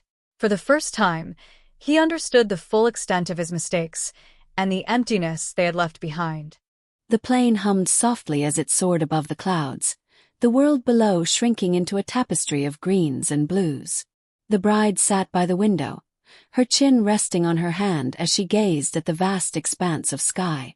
She had taken Sarah's advice and booked a ticket to a small coastal town, a place she had never been but had always dreamed of visiting. It wasn't just a trip, it was a declaration of independence, a step toward rediscovering herself. When she arrived, the salty breeze greeted her, carrying the soothing sound of crashing waves. The town was quaint, with cobblestone streets lined with brightly painted cottages and small cafes. She checked into a charming bed and breakfast run by an elderly couple, their warm smiles making her feel instantly at home. Her room was simple but cozy, with a small balcony overlooking the ocean. She set down her suitcase and stepped outside, inhaling deeply. The sight of the endless horizon filled her with a sense of peace she hadn't felt in months. The next morning she walked barefoot along the beach, the sand cool and soft beneath her feet. The ocean stretched endlessly before her, its rhythmic waves a reminder of life's constancy. She let the water lap at her ankles, feeling a gentle release with every step. For the first time, she allowed herself to be fully present. There were no wedding plans to obsess over, no texts to answer, no Daniel to think about. Just her, the sea and the sky. One evening, as the sun dipped below the horizon, painting the sky in shades of orange and pink, she sat on a rocky outcrop with her journal. She had started writing again, pouring her thoughts onto the page with an honesty that felt both cathartic and liberating. She wrote about the pain of betrayal, the lessons she had learned, and the strength she had found in herself. "I'm not broken," she wrote. "I'm bent, but I'm not broken. And every day, I'm learning how to stand a little taller." By the time her trip ended, the bride felt lighter. The town had given her the space she needed to breathe, to think, and to heal. She had found beauty in her solitude and strength in her vulnerability. As she boarded the plane home, she carried with her not just souvenirs, but a renewed sense of self. Back home from her trip, the bride found herself standing in front of a small art studio tucked away in a quiet corner of the city. She had walked past it countless times before but never stepped inside. Today, however, something drew her in, a sign in the window that read, "Express yourself, beginners painting classes. No experience needed." The idea seemed absurd at first. She wasn't an artist, and she hadn't held a paintbrush since elementary school. But there was something inviting about the sign, something that whispered, "Why not?" The studio smelled of fresh paint and wood shavings, its walls adorned with colorful canvases of every size. A cheerful instructor, a woman in her 40s with curly hair and paint-streaked overalls, greeted her warmly. "Welcome. First time." The bride nodded, feeling slightly out of place. "I thought I'd give this a try." The instructor handed her a smock and guided her to a station with a blank canvas, brushes, and an array of paints. "Just let yourself go," she said with a smile. "There's no right or wrong here." At first, the bride hesitated, unsure of what to paint. She dipped a brush into a vibrant shade of blue and made a hesitant stroke across the canvas. Then another. And another. Slowly, the strokes became bolder, more fluid, as she let go of her inhibitions. Her first piece was abstract, a swirl of colors that seemed to capture the storm of emotions she had been carrying. When she stepped back to look at it, she felt an unexpected surge of pride. It wasn't perfect, but it was hers, a reflection of her journey so far. Over the next few weeks, painting became her escape. She enrolled in more classes, experimenting with different techniques and styles. Each session was a new adventure, a chance to channel her emotions into something tangible. She painted sunsets that reminded her of her trip, abstract pieces that expressed her heartbreak, and even a self-portrait. Her first attempt at capturing her own strength on canvas. Her instructor noticed her progress. "You have a natural gift," she said one evening as she admired the bride's latest piece. "You're not just painting. You're telling a story." Through the classes, the bride began to meet others who shared her newfound passion. They were a diverse group: students, retirees, working professionals, all brought together by their love of art. They encouraged each other, shared their struggles, and celebrated their progress. One evening after class, the group gathered at a nearby cafe. Over cups of coffee and laughter, the bride realized she was building something she hadn't expected: a community. One day, the studio hosted a small exhibit featuring the students' work. The bride hesitated when her instructor suggested displaying one of her pieces. "It's not good enough," she said, biting her lip. "Nonsense," the instructor replied. "It's raw, it's honest, and it's beautiful. Someone will connect with it. Trust me." To her surprise, the piece sold within the first hour of the exhibit. A young woman approached her, holding the painting carefully. "This spoke to me," she said. "It feels like hope." The bride was stunned but grateful. For the first time in months, she felt like she was creating something meaningful, not just for herself but for others. As the weeks turned into months, painting became more than a hobby. It became a way of reclaiming her identity, of finding joy and strength in the act of creation. It reminded her that life could still be beautiful, even after heartbreak. Sitting in her studio one evening, surrounded by her work, the bride realized she was no longer the same person who had walked away from the altar. She was stronger, braver, and more determined to create a life she loved. The cafe was quiet that afternoon, the soft hum of conversations blending with the comforting aroma of freshly brewed coffee. The bride sat at her usual corner table, a sketchpad open in front of her. She had taken to carrying it everywhere, often losing herself in the soothing rhythm of pencil on paper. Today, she was sketching a scene from her recent trip, a sunlit beach with gentle waves lapping against the shore. As she shaded the horizon, a voice broke through her concentration. "Is that you?" She looked up, startled, and her eyes widened in recognition. Standing before her was Ethan, an old friend from college. He looked much the same as she remembered, tall, with an easy smile and an air of quiet confidence. "Ethan," she exclaimed, setting down her pencil. "What are you doing here?" "I could ask you the same," he replied, pulling out a chair. "Mind if I join you?" They spent the next hour reminiscing, their conversation flowing effortlessly. Ethan had moved back to the city recently, he explained, after years of working abroad as a travel photographer. "And you?" he asked, leaning forward. "What have you been up to?" The bride hesitated, her fingers tracing the edge of her coffee cup. "It's a long story," she admitted, a faint smile playing on her lips. "Good thing I've got time," Ethan said, his tone light but his eyes kind. Encouraged by his warmth, she found herself opening up. She spoke about the wedding that wasn't, the betrayal that shattered her world, and the journey she had embarked on since. Ethan listened intently, his expression thoughtful. "Wow," he said when she finished. "That's a lot. But can I just say, you're incredible. The way you've turned something so painful into a journey of growth. It's inspiring." Ethan's words brought a warmth she hadn't felt in a long time. She thanked him and, curious about his own journey, asked about his photography. His face lit up as he pulled out his phone, showing her images from his travels. Vivid sunsets, bustling markets, serene landscapes. "It's how I make sense of the world," he said. "Whenever life feels overwhelming, I pick up my camera. It's like therapy but with better lighting. The bride laughed, and Ethan's grin widened.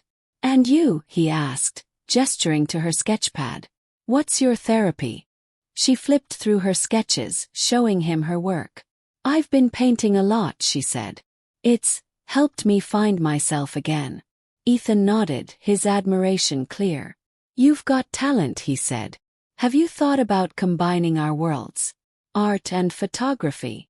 The suggestion surprised her. You mean collaborate, she asked. Why not? Ethan said, his enthusiasm infectious.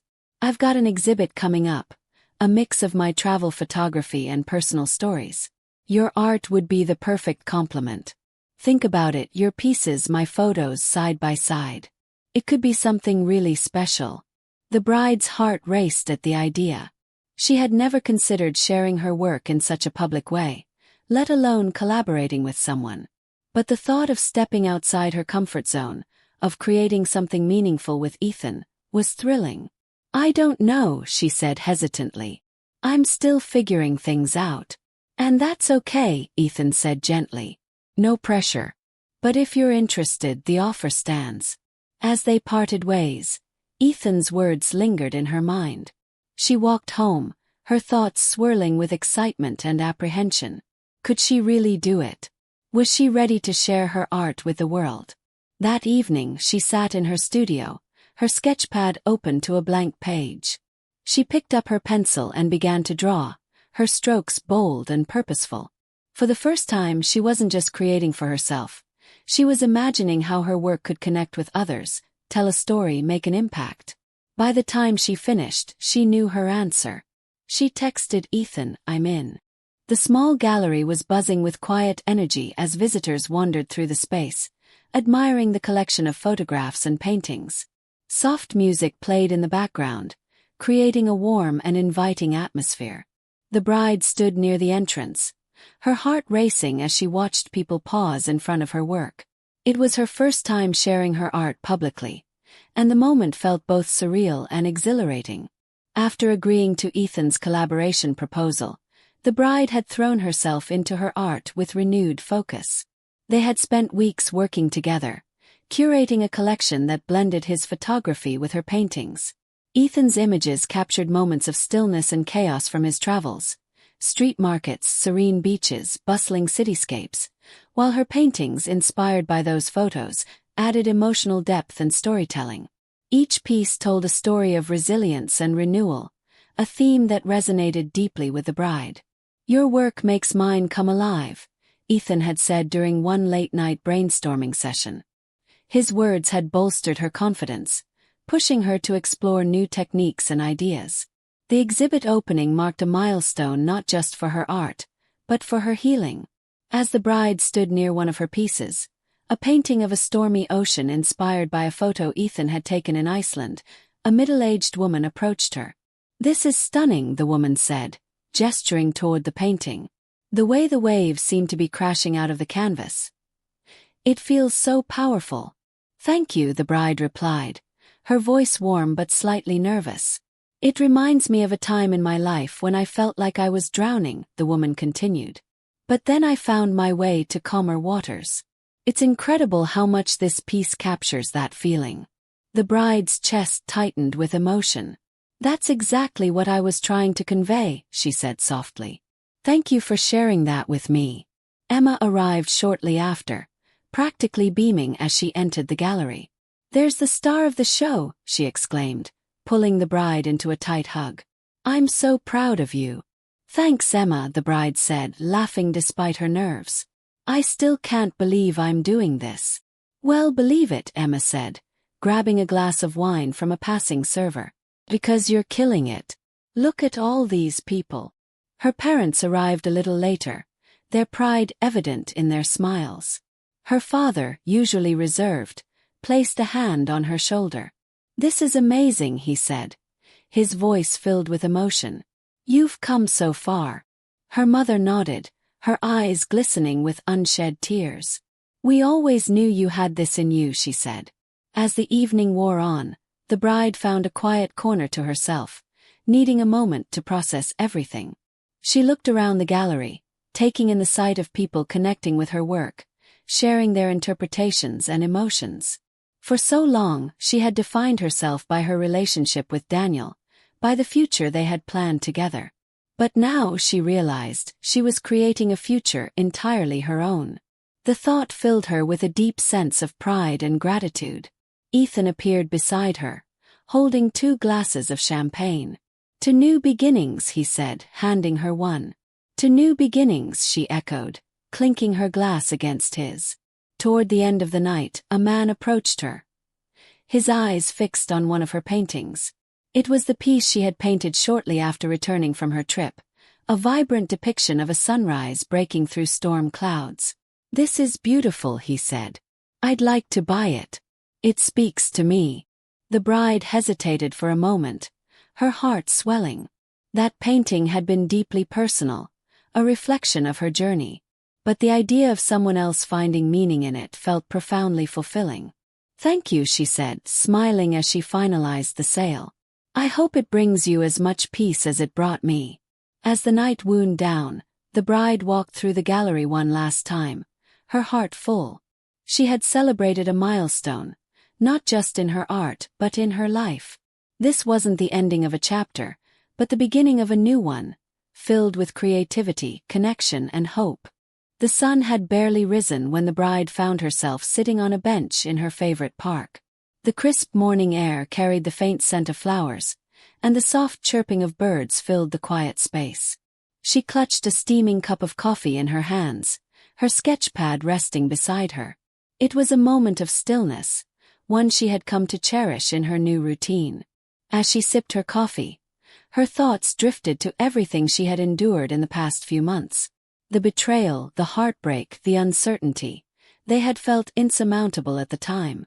But now, looking back, she could see how far she had come. Her solo trip had been the first step in reclaiming her independence, a chance to breathe and rediscover herself. Painting had given her an outlet, a way to transform her pain into beauty.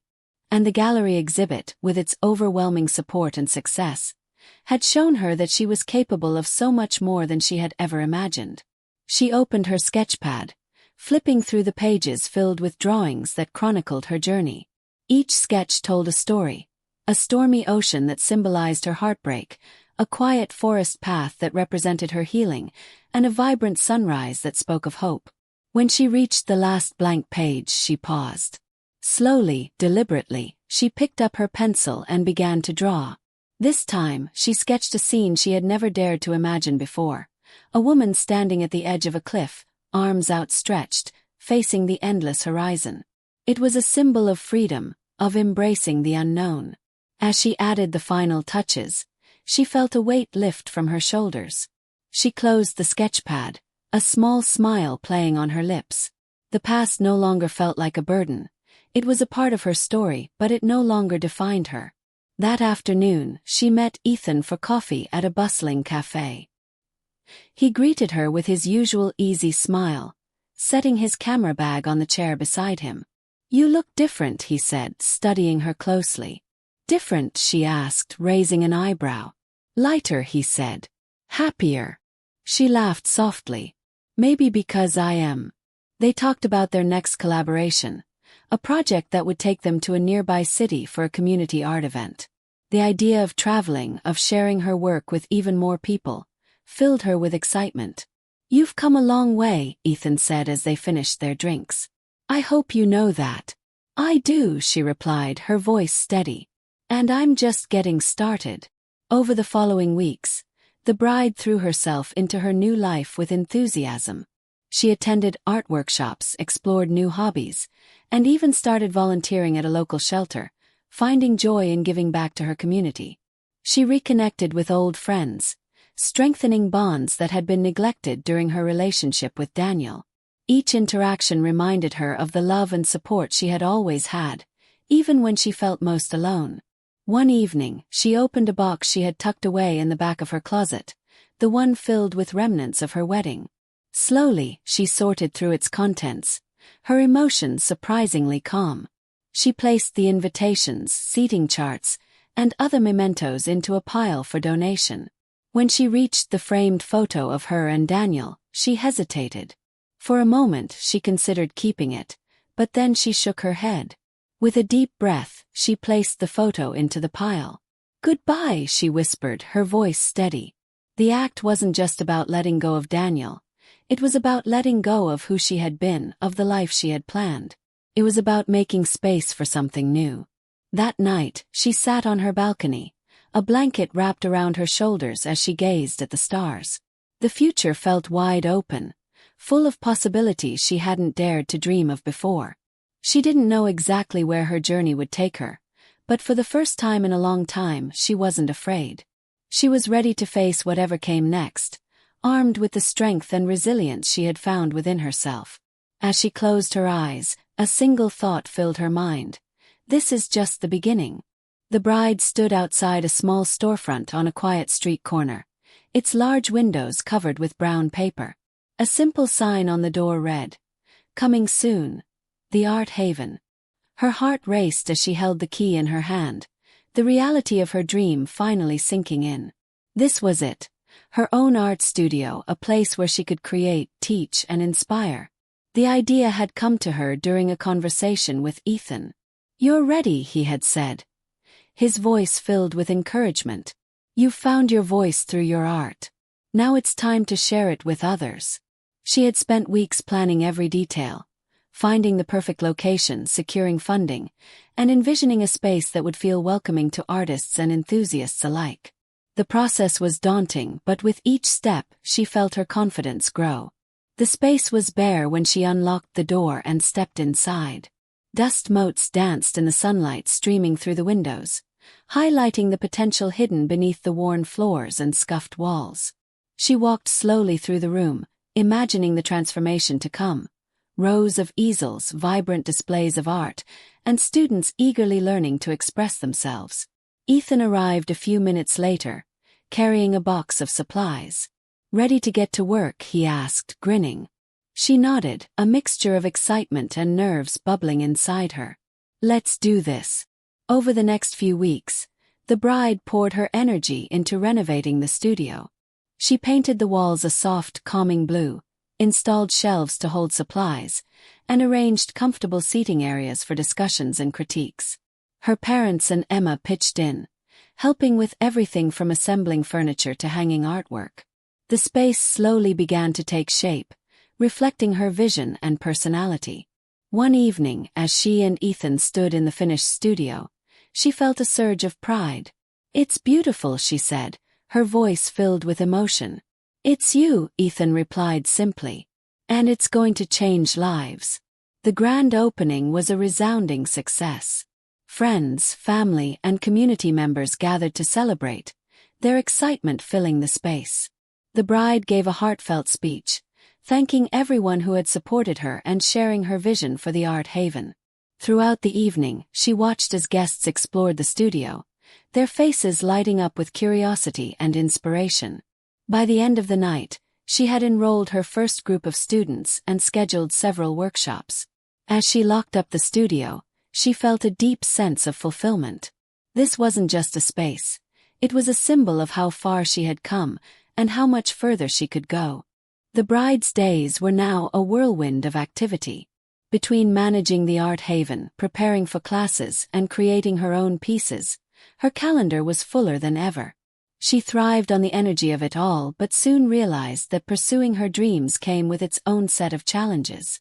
One Monday morning, the bride unlocked the studio, her arms laden with supplies for an upcoming workshop. As she set them down, she noticed a small leak in the ceiling near the corner of the room. Her heart sank. She called a contractor who arrived that afternoon. After inspecting the damage, he gave her an estimate that made her wince. It was a setback she hadn't budgeted for. "I'll figure it out," she said, more to herself than to him. The contractor nodded sympathetically. "It's part of running a business," he said. "You're doing great. Don't let this discourage you." As much as she loved teaching and creating, the administrative side of running a studio often left her overwhelmed. Balancing budgets, managing schedules, and marketing her services felt like a full-time job on its own. One evening, as she sat at her desk surrounded by receipts and invoices, Emma called. "How's my favorite artist?" Emma asked cheerfully. "Drowning in paperwork," the bride replied with a laugh. "Sounds like you need a break. How about I bring dinner over? You can take a breather while I help you organize." "You're a lifesaver," the bride said, her gratitude evident. Emma arrived an hour later with pizza and a bottle of wine. Together they tackled the pile of paperwork, and by the end of the evening, the bride felt a weight lift off her shoulders. Ethan continued to be a steady source of support. He often stopped by the studio to check in, bringing coffee and words of encouragement. One day, as the bride vented about the pressures of keeping everything running smoothly, Ethan leaned against a table and crossed his arms. "You know, you don't have to do this all alone," he said. "Ask for help when you need it. People believe in what you're doing. They want to see you succeed." She nodded, his words sinking in. She had always prided herself on her independence, but she was starting to see the value in leaning on others. A few weeks later, the bride faced her first major challenge. The guest artist scheduled to lead a weekend workshop called to cancel due to a family emergency. With only 2 days' notice, she scrambled to find a replacement but came up empty-handed.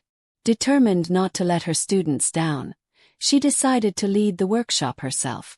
She stayed up late preparing, researching techniques and exercises she hadn't taught before. When the day arrived, she was nervous but ready. As the students filed in, she greeted them with a smile, masking her apprehension. To her surprise, the workshop went smoothly. The students were engaged and enthusiastic, and their creations surpassed her expectations. By the end of the session, several thanked her for inspiring them. "You were amazing," one student said, holding up her finished piece. The bride smiled, her confidence bolstered. "Thank you. You were too." That evening, she reflected on the day's events. Challenges were inevitable, she realized, but so was growth. Each obstacle she faced taught her something new, about her business, about her art, and about herself. She poured herself a cup of tea and opened her journal, writing. "Challenges are opportunities in disguise. I'm stronger than I think. Never underestimate the power of resilience." With these affirmations in mind, she went to bed feeling more grounded, ready to tackle whatever came next. The bride stood in the studio's main space, rearranging a display of student artwork. The evening class had just ended, and she was savoring the quiet moment. The hum of the city outside was faint, muffled by the studio's thick windows. She was so absorbed in her task that she didn't hear the door open until a voice broke the silence. "Excuse me, is this the art haven?" She turned to see a man standing at the entrance, his hands casually tucked into the pockets of a well-fitted navy coat.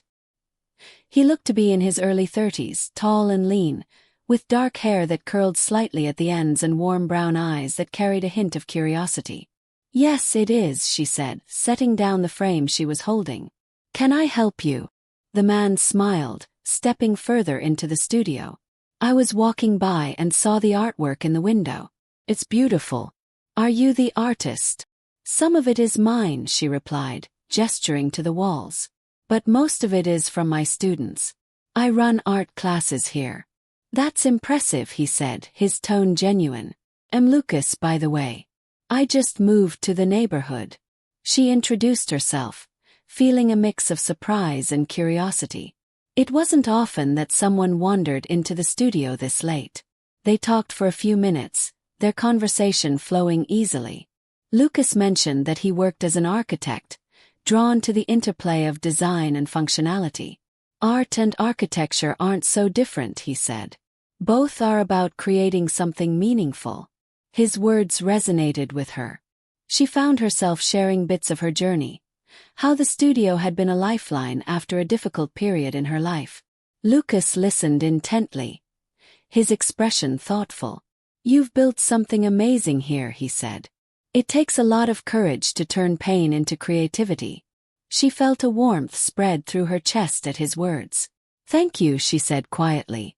"That means a lot." As Lucas glanced around the studio, his gaze landed on a flyer advertising an upcoming workshop. Would someone with zero artistic talent be welcome at one of these? He asked with a playful grin. Absolutely, she said, laughing. Everyone's welcome here.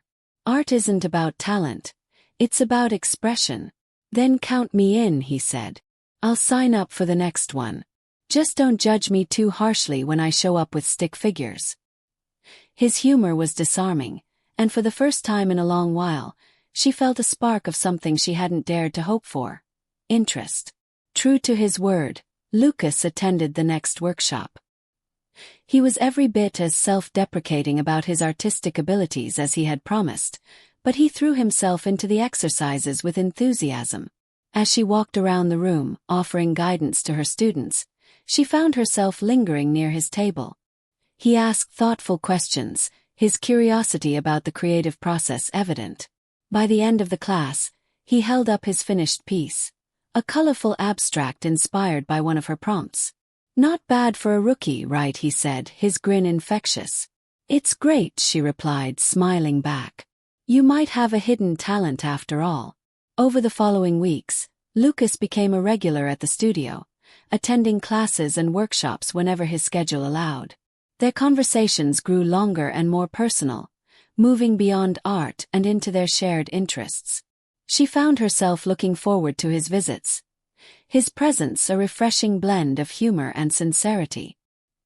He never pushed for more than she was ready to give, respecting her space while showing genuine care. One evening, after a particularly lively class, Lucas stayed behind to help her clean up. As they stacked chairs and wiped tables, he paused, leaning on the back of a chair. I know you've been through a lot, he said gently. And I don't want to rush anything. But I hope you know that I'm here, for whatever you're ready for. Her heart swelled at his honesty. It had been so long since she had felt this kind of connection, and though the idea of opening herself up again was daunting, Lucas made it feel possible. Thank you, she said, her voice soft but steady. That means more than I can say. It was a quiet Sunday evening, and the bride found herself sitting alone in the studio, the hum of the city outside muffled by the thick glass windows. The day's classes were over, the easels neatly arranged, and the faint scent of paint lingered in the air. She had planned to use the time to work on a personal project, but instead she sat at her desk, staring at a blank canvas. Her mind was a whirlwind. Between managing the art haven, navigating her growing connection with Lucas, and balancing her personal goals, she felt the familiar pangs of doubt creeping in. The studio had become her sanctuary, a place of healing and creation. But now, with its success, came a new set of pressures. Students relied on her, the community admired her work, and new opportunities seemed to appear every week. While she was grateful for all of it, she couldn't shake the feeling that she was barely keeping up. Her phone buzzed, snapping her out of her thoughts. It was a message from Ethan. Remember to send over the details for the art festival. It's going to be amazing. She sighed, typing a quick response before setting the phone down. The festival was another exciting project she had agreed to, but tonight, it felt more like a weight than a joy. As she stared at the blank canvas, her thoughts drifted to Lucas. Their connection was undeniable, but the vulnerability of opening her heart again felt overwhelming. She had worked so hard to rebuild herself, to become independent and strong. Was she ready to risk it all for a chance at love?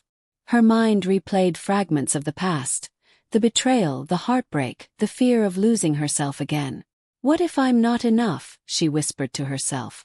What if I fail, at the studio, at this relationship, at everything? Unable to sit still, she grabbed her coat and stepped outside, the cool night air hitting her face. She walked aimlessly, her thoughts heavy, until she found herself at the park she often visited. The benches were empty, the trees illuminated by soft lamplight. She sat down, pulling her coat tighter around her. The quiet of the park offered some relief, but her doubts still lingered. After a few minutes, she pulled out her phone and called Emma. Her best friend answered on the second ring. Hey, what's up? Emma's cheerful voice immediately made her feel a little lighter. I don't know, the bride admitted. I just feel stuck. Like I'm juggling too much and I'm not sure I'm doing any of it right. Emma was quiet for a moment before replying. You're doing more than you think. Look at everything you've built. You've turned your life around piece by piece. And yeah, it's a lot, but that's because you're living again. That's not failure, it's growth. Her words hit home, and the bride felt tears sting her eyes. Thanks, Emma, she said softly. I needed to hear that. When she returned to the studio, the blank canvas no longer felt like a taunt. Instead, it felt like an opportunity, a reminder that she had the power to create, to change, to move forward. She picked up a brush and dipped it into a vibrant shade of red, making the first bold stroke. Then another. And another. By the time she stepped back, the canvas was alive with color, a chaotic yet beautiful reflection of her emotions. She smiled, her doubt easing as she remembered why she had started this journey in the first place. Not to be perfect, but to be true to herself. The studio buzzed with energy on a crisp Saturday morning as sunlight poured through the large windows.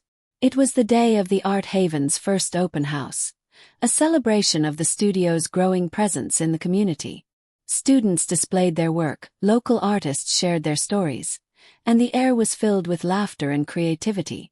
The bride, however, stood in the corner, scanning the room with a mix of pride and nervous anticipation. She had poured everything into this event, yet a small voice in the back of her mind questioned whether she had done enough. Would people enjoy it? Would they connect with the vision she had worked so hard to bring to life? Ethan walked up beside her, holding 2 cups of coffee. You look like you're planning a heist, he joked, handing her a cup. She laughed, grateful for his easy humor. Just hoping everything goes well, she admitted. Look around, Ethan said, gesturing to the bustling studio. It's already going well. You've created something amazing. Trust yourself. His words eased her nerves, and she allowed herself to soak in the moment. As the day went on, the bride mingled with guests, answering questions about the studio and sharing her journey. She was surprised by how many people were drawn to her story. Her resilience, her transformation, her passion for art. Lucas arrived midway through the event, carrying a bouquet of sunflowers. For the woman of the hour, he said. His warm smile making her heart flutter. Thank you, she said, taking the flowers. I'm so glad you're here. Wouldn't miss it, he replied. Throughout the day, Lucas stayed by her side, helping with everything from refilling refreshments to guiding guests. His presence felt steady and reassuring, a quiet reminder that she didn't have to face everything alone. The highlight of the event was a live demonstration, where the bride had agreed to create a piece in front of an audience. The idea had terrified her at first, but she knew it was an opportunity to step outside her comfort zone. As she stood in front of the blank canvas, a small crowd gathered around, their curiosity palpable. Her hands trembled slightly as she dipped her brush into the paint, but as she made the first stroke, the fear began to fade. She lost herself in the process, layering colors and textures, letting her instincts guide her. When she stepped back an hour later, the audience erupted into applause. She turned to face them, her cheeks flushed but her smile radiant. Thank you, she said, her voice steady. This studio exists because of all of you. Your support and belief in the power of art have made this possible. At the end of the day, as the last guests trickled out, she sat on a bench near the entrance, the bouquet of sunflowers resting beside her. Lucas joined her, his expression thoughtful. You were incredible today, he said.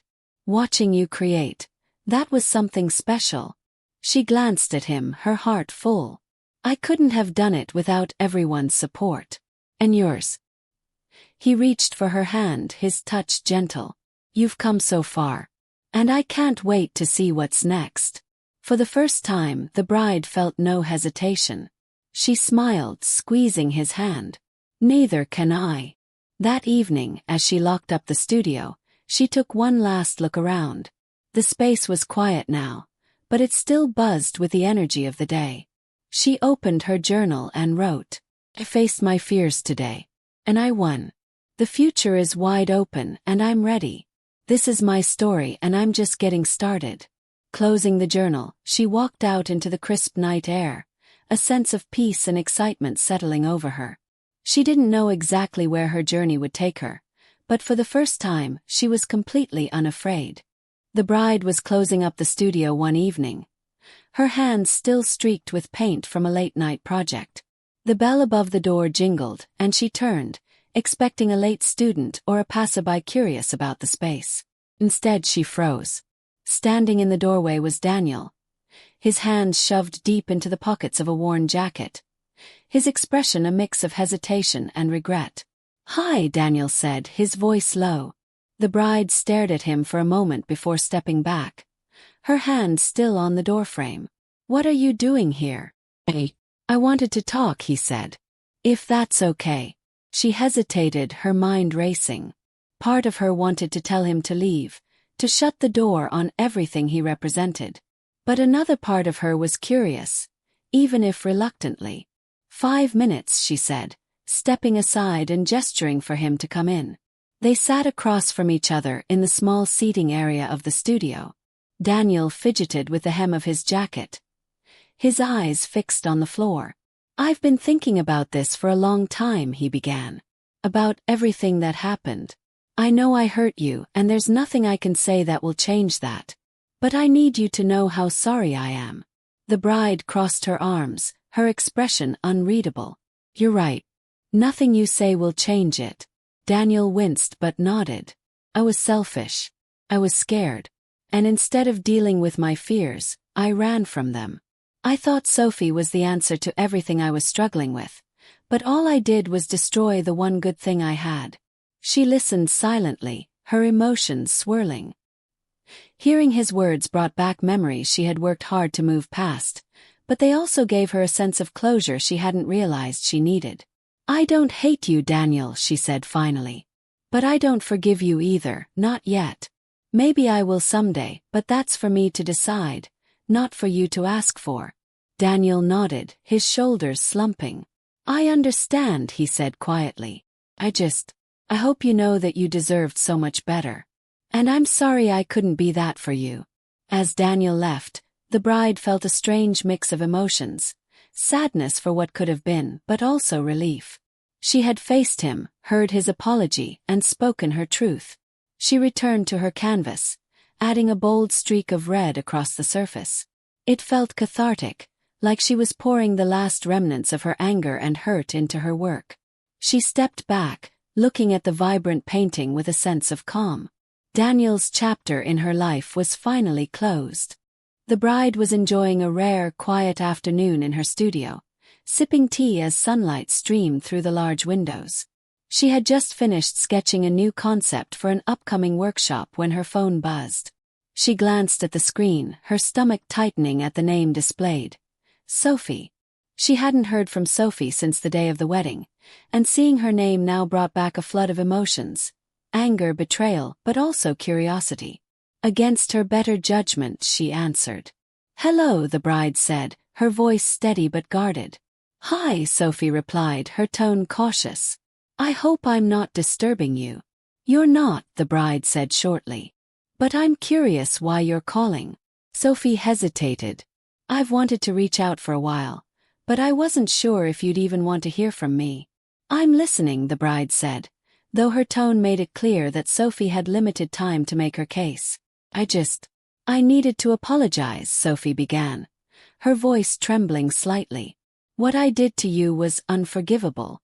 I crossed every boundary, and I betrayed the trust you placed in me, not just as your wedding planner, but as someone you allowed into your life." The bride didn't respond immediately, letting Sophie's words hang in the air. "You're right," she said finally. "What you did was unforgivable. So why are you really calling?" Sophie sighed, her vulnerability cutting through the bride's defenses. "Because I can't move on until I say this. I don't expect forgiveness, and I'm not asking for it. I just need you to know how much I regret everything. It wasn't worth it. Not even close." "What were you thinking?" the bride asked, her voice sharper now. "Did you even think about how it would affect me? Or was it all just about you?" "I thought I was in love," Sophie admitted, her voice breaking. "I told myself that what I was doing was right because of how I felt. But looking back, I see how selfish and wrong I was. I hurt you and I destroyed my own reputation in the process. I thought I was gaining something, but all I did was lose." The bride shook her head, anger and pity warring within her. "Do you even know what you took from me? The trust, the belief in people I cared about. It's taken me months to rebuild myself, Sophie." "I know," Sophie said softly. "And I'm so sorry for all of it. You didn't deserve any of what I put you through." The bride was silent for a long moment, her grip tightening on her phone. Finally she said, "Sophie, I don't know if I can ever forgive you. But I hope you take this regret you're feeling and learn from it. Don't do this to anyone else." "I will," Sophie promised. "Thank you for listening. That means more than you know." The call ended, leaving the bride feeling drained but oddly lighter. She had faced Sophie, heard her apology, and spoken her truth. Later that evening, the bride sat in her studio, staring at the painting she had started earlier in the day. Picking up her brush, she added a soft wash of blue to the canvas, blending it into the vibrant colors already there. It was a symbolic gesture, a reminder that even the most painful experiences could become part of something beautiful. She stepped back, studying the canvas. Sophie's chapter 2 was now behind her. The bride sat on her balcony that evening, the city lights twinkling below her like scattered stars. A warm cup of tea rested in her hands, and the quiet hum of distant traffic provided a soothing backdrop. She had spent the day reflecting on her encounters with Daniel and Sophie, their apologies playing over and over in her mind. She had always imagined that closure would feel like a clean break, a definitive end to the pain they had caused. But now she wasn't so sure. The apologies had been sincere, but they didn't erase the betrayal. Forgiveness, she realized, wasn't just about absolving others. It was about freeing herself. The phone buzzed on the small table beside her, and she smiled faintly at the name on the screen. Emma had a knack for calling at just the right moment. "Hey," Emma said brightly. "How's my favorite artist doing?" The bride chuckled. "Just thinking." "About what?" Emma asked, her tone softening. "Daniel and Sophie," the bride admitted. "Their apologies. Whether I should forgive them." Emma was quiet for a moment before replying. "Forgiveness doesn't mean you have to let them back into your life," she said. "It's about letting go of the hold they have over you. You've already moved forward, but maybe forgiving them could help you move on completely." After the call, the bride returned to her studio. She sat at her desk and opened her journal, flipping to a fresh page. She wrote, "Do I forgive them? What does forgiveness even mean to me? Am I ready to let go of the hurt?" The words came slowly at first, but soon she was pouring her thoughts onto the page. She wrote about the anger she had carried, the sadness that lingered, and the strength she had discovered in their absence. As she wrote, a sense of clarity emerged. Forgiveness wasn't about Daniel or Sophie. It was about her. It was about choosing peace over resentment, about reclaiming her emotional energy for herself. The next morning, the bride walked to her closet and pulled out a small box she had tucked away months ago. Inside were remnants of the life she had planned with Daniel, a wedding invitation, a few photos, and a small notebook filled with ideas for their future. She carried the box to the kitchen, her hands steady as she removed each item. Piece by piece, she fed them into the shredder, watching as the past was reduced to ribbons of paper. When she was done, she placed the empty box on the counter and exhaled deeply. It wasn't closure in the traditional sense, but it felt liberating all the same. That evening, she sat with Ethan and Lucas at a small cafe, the conversation lively and filled with laughter. The weight she had carried for so long felt noticeably lighter, replaced by a growing sense of freedom. "I can see it in your face," Ethan said, grinning. "You've let something go." "I think I have," the bride replied, her smile genuine. When she returned home, she opened her journal again and wrote, "Choose peace. Forgiveness doesn't change the past, but it can shape the future. I'm ready to let go and embrace what's ahead." She closed the journal, a sense of calm settling over her. For the first time in a long while, she felt truly at peace with herself and her journey. The bride was in her studio one afternoon, preparing materials for an upcoming workshop, when the bell above the door jingled. She turned, expecting a student or a curious passerby, but froze when she saw who it was. Standing in the doorway was Margaret, one of her former bridesmaids. The two had not spoken since the wedding, and the sight of her brought back a rush of complicated emotions. "Margaret," the bride said, her tone neutral as she wiped her hands on a paint-smeared rag. "I didn't expect to see you here." Margaret shifted awkwardly, clutching her purse. "I wasn't sure if I should come, but I've been thinking about you a lot. I saw the flyer for your studio and thought, maybe it was time to talk." The bride gestured toward the seating area. "I have a few minutes," she said, her expression calm but unreadable. They sat across from each other, the silence between them heavy. "I owe you an apology," Margaret began, her voice hesitant. "I wasn't there for you when everything fell apart. I didn't know how to handle it, so I distanced myself. And that wasn't fair to you." The bride studied her, surprised by the admission. "You were one of my closest friends, Margaret. You were supposed to stand by me, and instead you disappeared." "I know," Margaret said, her voice trembling. "I was scared and I handled it all wrong. But seeing what you've built here, your studio, your life, it's made me realize how strong you are. I'm sorry I didn't see it sooner." The bride leaned back in her chair, her arms crossed. "It hurt, Margaret. More than I can say. But I've learned that I can't rely on others to define my worth. I've come so far on my own, and I don't need anyone's validation anymore." Margaret nodded, tears glistening in her eyes. "I admire you so much for that. I don't expect us to go back to the way things were, but I hope we can start over, if you're willing." The bride was quiet for a moment before replying. "I can't promise anything, but I appreciate you coming here and saying what you needed to say." After Margaret left, the bride sat in the quiet studio, her mind swirling with thoughts. The encounter had stirred up old wounds, but it had also reminded her of how much she had grown. She picked up her journal and wrote, "I don't need to prove myself to anyone. The people who doubted me are not my responsibility. I am enough just as I am." That evening, as she walked home, the bride felt a renewed sense of confidence. Confronting Margaret had been difficult, but it had also shown her how far she had come. She no longer felt the need to seek approval or closure from those who had failed her. Instead, she focused on the life she had built, her studio, her art, and the relationships she had nurtured with people who truly supported her. As she unlocked her apartment door, she smiled to herself. The encounter with Margaret wasn't just a reminder of the past. It was a testament to her strength and the person she had become. The sun was setting as the bride stepped onto the rooftop of her apartment building, carrying a small bundle of items wrapped in a scarf. The air was crisp and cool, and the city skyline stretched out before her, bathed in hues of orange and pink. She had come here for a reason, to mark the end of a chapter that had weighed on her for too long. She unwrapped the bundle, revealing a few symbolic remnants of her past. A small piece of lace from her wedding dress, a ticket stub from her first date with Daniel, and a dried flower that Sophie had once given her as part of the wedding planning process.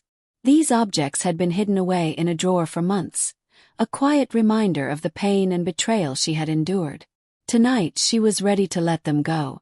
She held the lace in her hands, its delicate pattern catching the last rays of sunlight. "You were supposed to symbolize a new beginning," she whispered. "But now, you're just a memory of something I've outgrown." One by one, she placed the items into a small metal bowl and lit a match. The flames flickered to life, consuming the pieces of her past with a gentle crackle. As the smoke curled into the evening air, she felt a surprising sense of calm. This wasn't an act of anger or resentment, it was an act of release. She wasn't erasing her history but choosing not to let it define her anymore. When the flames died down, she carefully collected the ashes and sprinkled them over the edge of the rooftop, watching as the wind carried them away. Standing at the edge of the rooftop, she took a deep breath, the cool air filling her lungs. The weight she had carried for so long felt lighter now, like she had finally made room for something new. She looked out at the city below, alive with movement and light. For the first time, she didn't feel tethered to the past or worried about the future. She was present fully and completely in this moment. When she returned to her apartment, she poured herself a glass of wine and sat by the window, gazing at the stars beginning to appear in the sky. She opened her journal and wrote, "I am free. I am not defined by what happened to me but by how I choose to move forward. The future is mine to create, and I am ready for it." She closed the journal with a satisfied sigh and raised her glass in a silent toast to herself and the journey she had taken. As the evening wore on, she felt a growing sense of excitement for what lay ahead. She thought of the studio, her art, and the people who had come into her life since she began this journey. There was so much to look forward to, so much still to create and explore. With a contented smile, she turned off the lights and climbed into bed, her heart full of peace and anticipation. Tomorrow was a new day, and she was ready to embrace it. The bride stood in the middle of a bustling gallery, the air alive with the hum of conversation and the soft clinking of glasses. This was it, the debut of her first solo art exhibit. The walls were adorned with her pieces, each one a vivid expression of the journey she had taken over the past year. Abstract swirls of color, serene landscapes, and striking portraits filled the space, telling a story of resilience and renewal. As the gallery's curator stepped up to the microphone, the room quieted. "Tonight, we celebrate not just art but the incredible journey of the artist behind it," the curator said, gesturing to the bride. "Her work is a testament to the power of creativity and the strength of the human spirit. Please join me in welcoming her." The crowd erupted into applause as the bride stepped forward, her heart pounding. She wore a simple but elegant dress, her hair loosely styled, and her expression was a mix of excitement and gratitude. "Thank you," she began, her voice steady despite her nerves. "This exhibit isn't just about my art. It's about the people, moments, and lessons that shaped me along the way. I'm grateful to all of you for being here to share it with me." Throughout the evening, she mingled with guests, answering questions about her work and sharing the stories behind each piece. One couple stood in front of a large canvas titled Rebirth, a bold, abstract painting that symbolized her journey from heartbreak to healing. "This is stunning," the woman said, turning to the bride. "It feels so raw and hopeful at the same time." "Thank you," the bride replied, her smile genuine. "That's exactly what I wanted to convey." Her parents arrived shortly after, their pride evident as they admired the collection. Her father, usually reserved, placed a hand on her shoulder. "You've made something truly remarkable," he said. "I'm so proud of you." Emma appeared moments later, a glass of champagne in hand. "You're a star," she said, pulling the bride into a hug. "This is only the beginning. I can feel it." Ethan and Lucas also joined her, their presence a reminder of the new and supportive connections she had built. Lucas, in particular, stayed close, his admiration for her evident in his every glance and word. Toward the end of the night, the bride stood in front of one of her favorite pieces, a serene landscape inspired by her solo trip to the coastal town. A man approached her, introducing himself as a representative from a well-known gallery in the city. "We'd love to feature your work in one of our upcoming exhibits," he said. "Your talent deserves a broader audience." Her breath caught, but she quickly recovered, thanking him warmly. The offer felt like validation, not just of her talent but of the choices that had brought her to this moment. As the event wound down, she found a quiet corner to herself, a glass of champagne in hand. She looked around the gallery, taking in the sight of people connecting with her work, her story. She had dreamed of this moment, but experiencing it was even more profound. It wasn't just a milestone in her career. It was a celebration of everything she had overcome. The weekend after her art exhibit, the bride found herself in her parents' backyard, surrounded by the warm laughter of family and close friends. The autumn sun cast a golden glow over the scene, and the air was filled with the smell of freshly grilled food.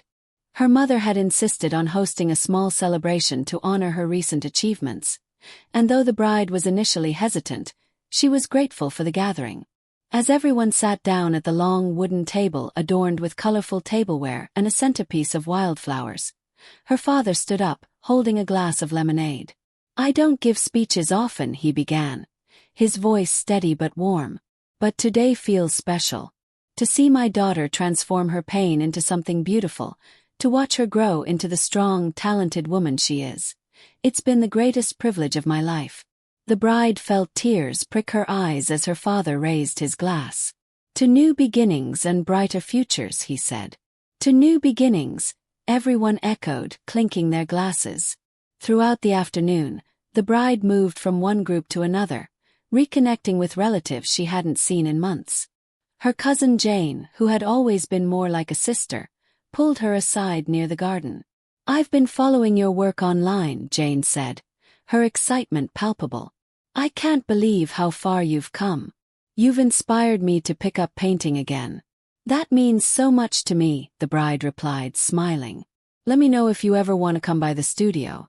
We can paint together. Later, as the party wound down, Emma found her near the porch swing, 2 glasses of wine in hand.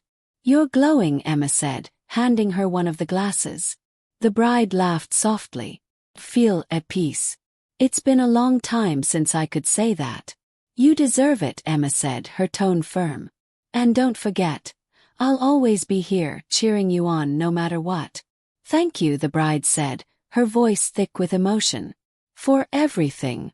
As the last guests left, the bride sat with her parents on the back porch, the sky now painted with stars.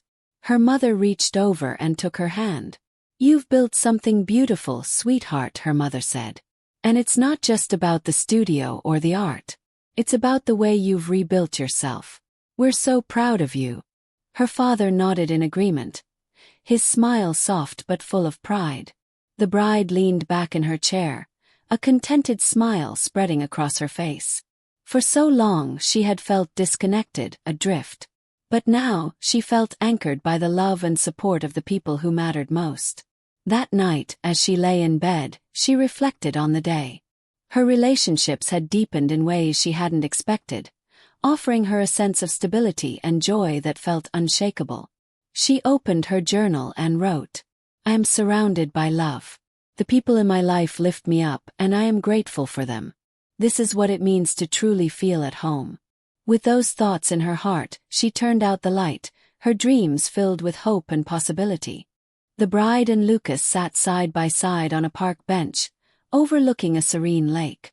It was their favorite spot for quiet moments, a place where the noise of the city seemed to fade away. The autumn leaves swirled around them, their vibrant hues of red, orange, and yellow reflecting in the still water. Lucas handed her a steaming cup of coffee, his smile easy and warm. I figured you'd need this, he said, gesturing toward the thermos he had brought. You know me too well, she replied, taking a sip and feeling the warmth spread through her. They talked about her recent art exhibit, her voice lighting up as she described the connections she had made and the opportunities that were unfolding. Lucas listened intently, his eyes never leaving her face. I've seen so much growth in you, he said after a moment. Not just in your art but in the way you carry yourself. It's inspiring. She glanced at him, her cheeks flushing slightly. It hasn't been easy, she admitted. But having people like you in my life has made it better. Lucas reached for her hand, his grip gentle but steady. I'm just glad I get to be a part of your story, he said. As their relationship deepened, the bride found herself opening up in ways she hadn't expected. One evening, as they cooked dinner together in her apartment, she told him about the fears she had carried since her previous relationship. I was so afraid of losing myself again, she said, stirring a pot of soup as Lucas chopped vegetables nearby. Of putting my happiness in someone else's hands. Lucas set down the knife and turned to face her. I understand that, he said softly. And I want you to know that I'm here to support you, not take anything away from you. Your independence, your dreams, they're what make you who you are. I wouldn't want to change that. Her heart swelled at his words, and she felt a sense of safety she hadn't known in years. One weekend, they visited a nearby gallery, browsing through exhibits that ranged from modern installations to classic paintings. As they wandered, Lucas shared his own aspirations as an architect, speaking passionately about his desire to design spaces that brought people together. "You're an artist too," she said, smiling. "You create beauty, just in a different way." He chuckled. "Maybe we'll collaborate someday. Your art on the walls of a building I design. It could be something special." The idea excited her, sparking visions of possibilities she hadn't considered before. Their relationship wasn't just about deep conversations and shared dreams. It was also filled with light-hearted moments that brought her a sense of joy. They had impromptu dance parties in her studio, cooked experimental recipes that didn't always work out, and explored the city together, laughing and creating memories at every turn. Lucas's steady presence, combined with his ability to make her laugh, felt like the perfect balance. One evening, as they sat on her couch watching a movie, she turned to him and said, "Thank you." "For what?" he asked, surprised. "For being patient. For being kind. For showing me that love doesn't have to be complicated or painful." He smiled, pulling her close. "You've shown me just as much," he said. What we have. It's the best thing I've ever known." She leaned against him, her heart full. For the first time, she felt like she was in a partnership that nurtured her growth rather than stifling it. It was a quiet evening, and the bride sat in her studio, surrounded by her art. The walls were adorned with her favorite pieces, each one a vivid representation of a different chapter of her journey. The studio was dimly lit, with soft golden light from the lamps creating a warm and reflective atmosphere. She had just finished her latest painting, a bold and vibrant piece that felt like a celebration of her growth. She settled into a chair by the window, a steaming cup of tea in her hands. The city lights twinkled outside, and the faint hum of distant traffic filled the air. For the first time in what felt like forever, she allowed herself to simply sit and reflect. Her mind drifted back to the day she had walked away from her wedding, the weight of betrayal and heartbreak pressing down on her. She remembered how lost she had felt, how uncertain of her future. But now, looking around her studio, she saw not just art but evidence of resilience, determination, and hope. She reached for her journal, flipping through pages filled with thoughts, sketches, and affirmations. Each entry was a testament to the steps she had taken to rebuild her life. "I am stronger than I think. I am not defined by what happened to me but by how I choose to move forward. I am creating a life I love." Reading those words now, she felt a surge of pride. She had taken control of her narrative, transforming pain into creativity and fear into courage. Her thoughts turned to the people who had stood by her: Emma, who had been her rock; Ethan, whose encouragement had sparked her artistic journey; and Lucas, who had shown her the beauty of a healthy, supportive partnership. She smiled, feeling a deep sense of gratitude for the relationships she had nurtured. Each person in her life had played a role in her healing, reminding her that she wasn't alone. As she sipped her tea, her gaze fell on her latest painting. It was a swirling mix of bold reds, calming blues, and radiant yellows, a reflection of the chaos, peace, and joy she had experienced. She decided it would be the centerpiece of her next exhibit, a piece that told her story in its entirety. "It's perfect," she whispered to herself. "Just like this moment." Before heading to bed, she took a small piece of paper and wrote a note to herself. "You are enough. You are loved. You are unstoppable." She pinned it to the wall beside her favorite painting, a daily reminder of her strength and worth. As she turned off the lights and locked the studio, she felt a sense of peace settle over her. The past no longer felt like a burden. It was a part of her story, but it didn't define her. Tomorrow was a new day, filled with possibility, and she was ready to embrace it with open arms. The bride stood on the rooftop of her studio, wrapped in a soft shawl as the first light of dawn painted the horizon in hues of pink and gold. She had come up here often in recent weeks, drawn to the quiet serenity of the early morning hours. But today felt different, charged with a sense of anticipation and possibility. In her hands was a small canvas, one she had painted the night before. It was abstract, filled with vibrant colors and swirling patterns that mirrored the sunrise. It wasn't for an exhibit or a client. This piece was just for her, a symbol of the journey she had taken and the future she was ready to embrace. As the sun began to rise, she placed the canvas on the rooftop ledge and stepped back, letting its colors merge with the glowing sky. She closed her eyes, the warmth of the sunlight washing over her, and took a deep breath. Her mind wandered to everything that had brought her to this moment. The heartbreak she had endured, the strength she had discovered, and the love and support that had guided her along the way. She thought of Emma's unwavering friendship, Ethan's encouragement, and Lucas's quiet, steady presence. She smiled, feeling a deep sense of gratitude. Life had tested her, but it had also shown her beauty, resilience, and joy. As she opened her eyes, her gaze swept across the city below. The streets were beginning to stir, people moving through their routines, the world coming to life. For so long, she had felt disconnected from this energy, like a spectator in her own life. But now she felt fully present, excited to be a part of it. Her mind filled with ideas for new projects, collaborations, and adventures. The possibilities felt endless, and for the first time they didn't overwhelm her. They inspired her. She took out a small notebook she had brought with her and opened it to a blank page. With a pen she wrote, "Today is the beginning of everything." Tearing the page out, she folded it carefully and tucked it into the edge of the canvas. It was a private message to herself, a reminder of this moment and the commitment she was making to live fully and fearlessly. As the sun rose higher, the bride turned away from the ledge, her shawl billowing slightly in the breeze. She felt light, as if she had shed the last remnants of doubt and fear. Heading downstairs to her studio, she was greeted by the familiar smell of paint and the sight of her vibrant workspace. It wasn't just a place for creating art, it was a reflection of her soul, a testament to the life she had rebuilt. Later that day, Lucas arrived, carrying a bouquet of sunflowers.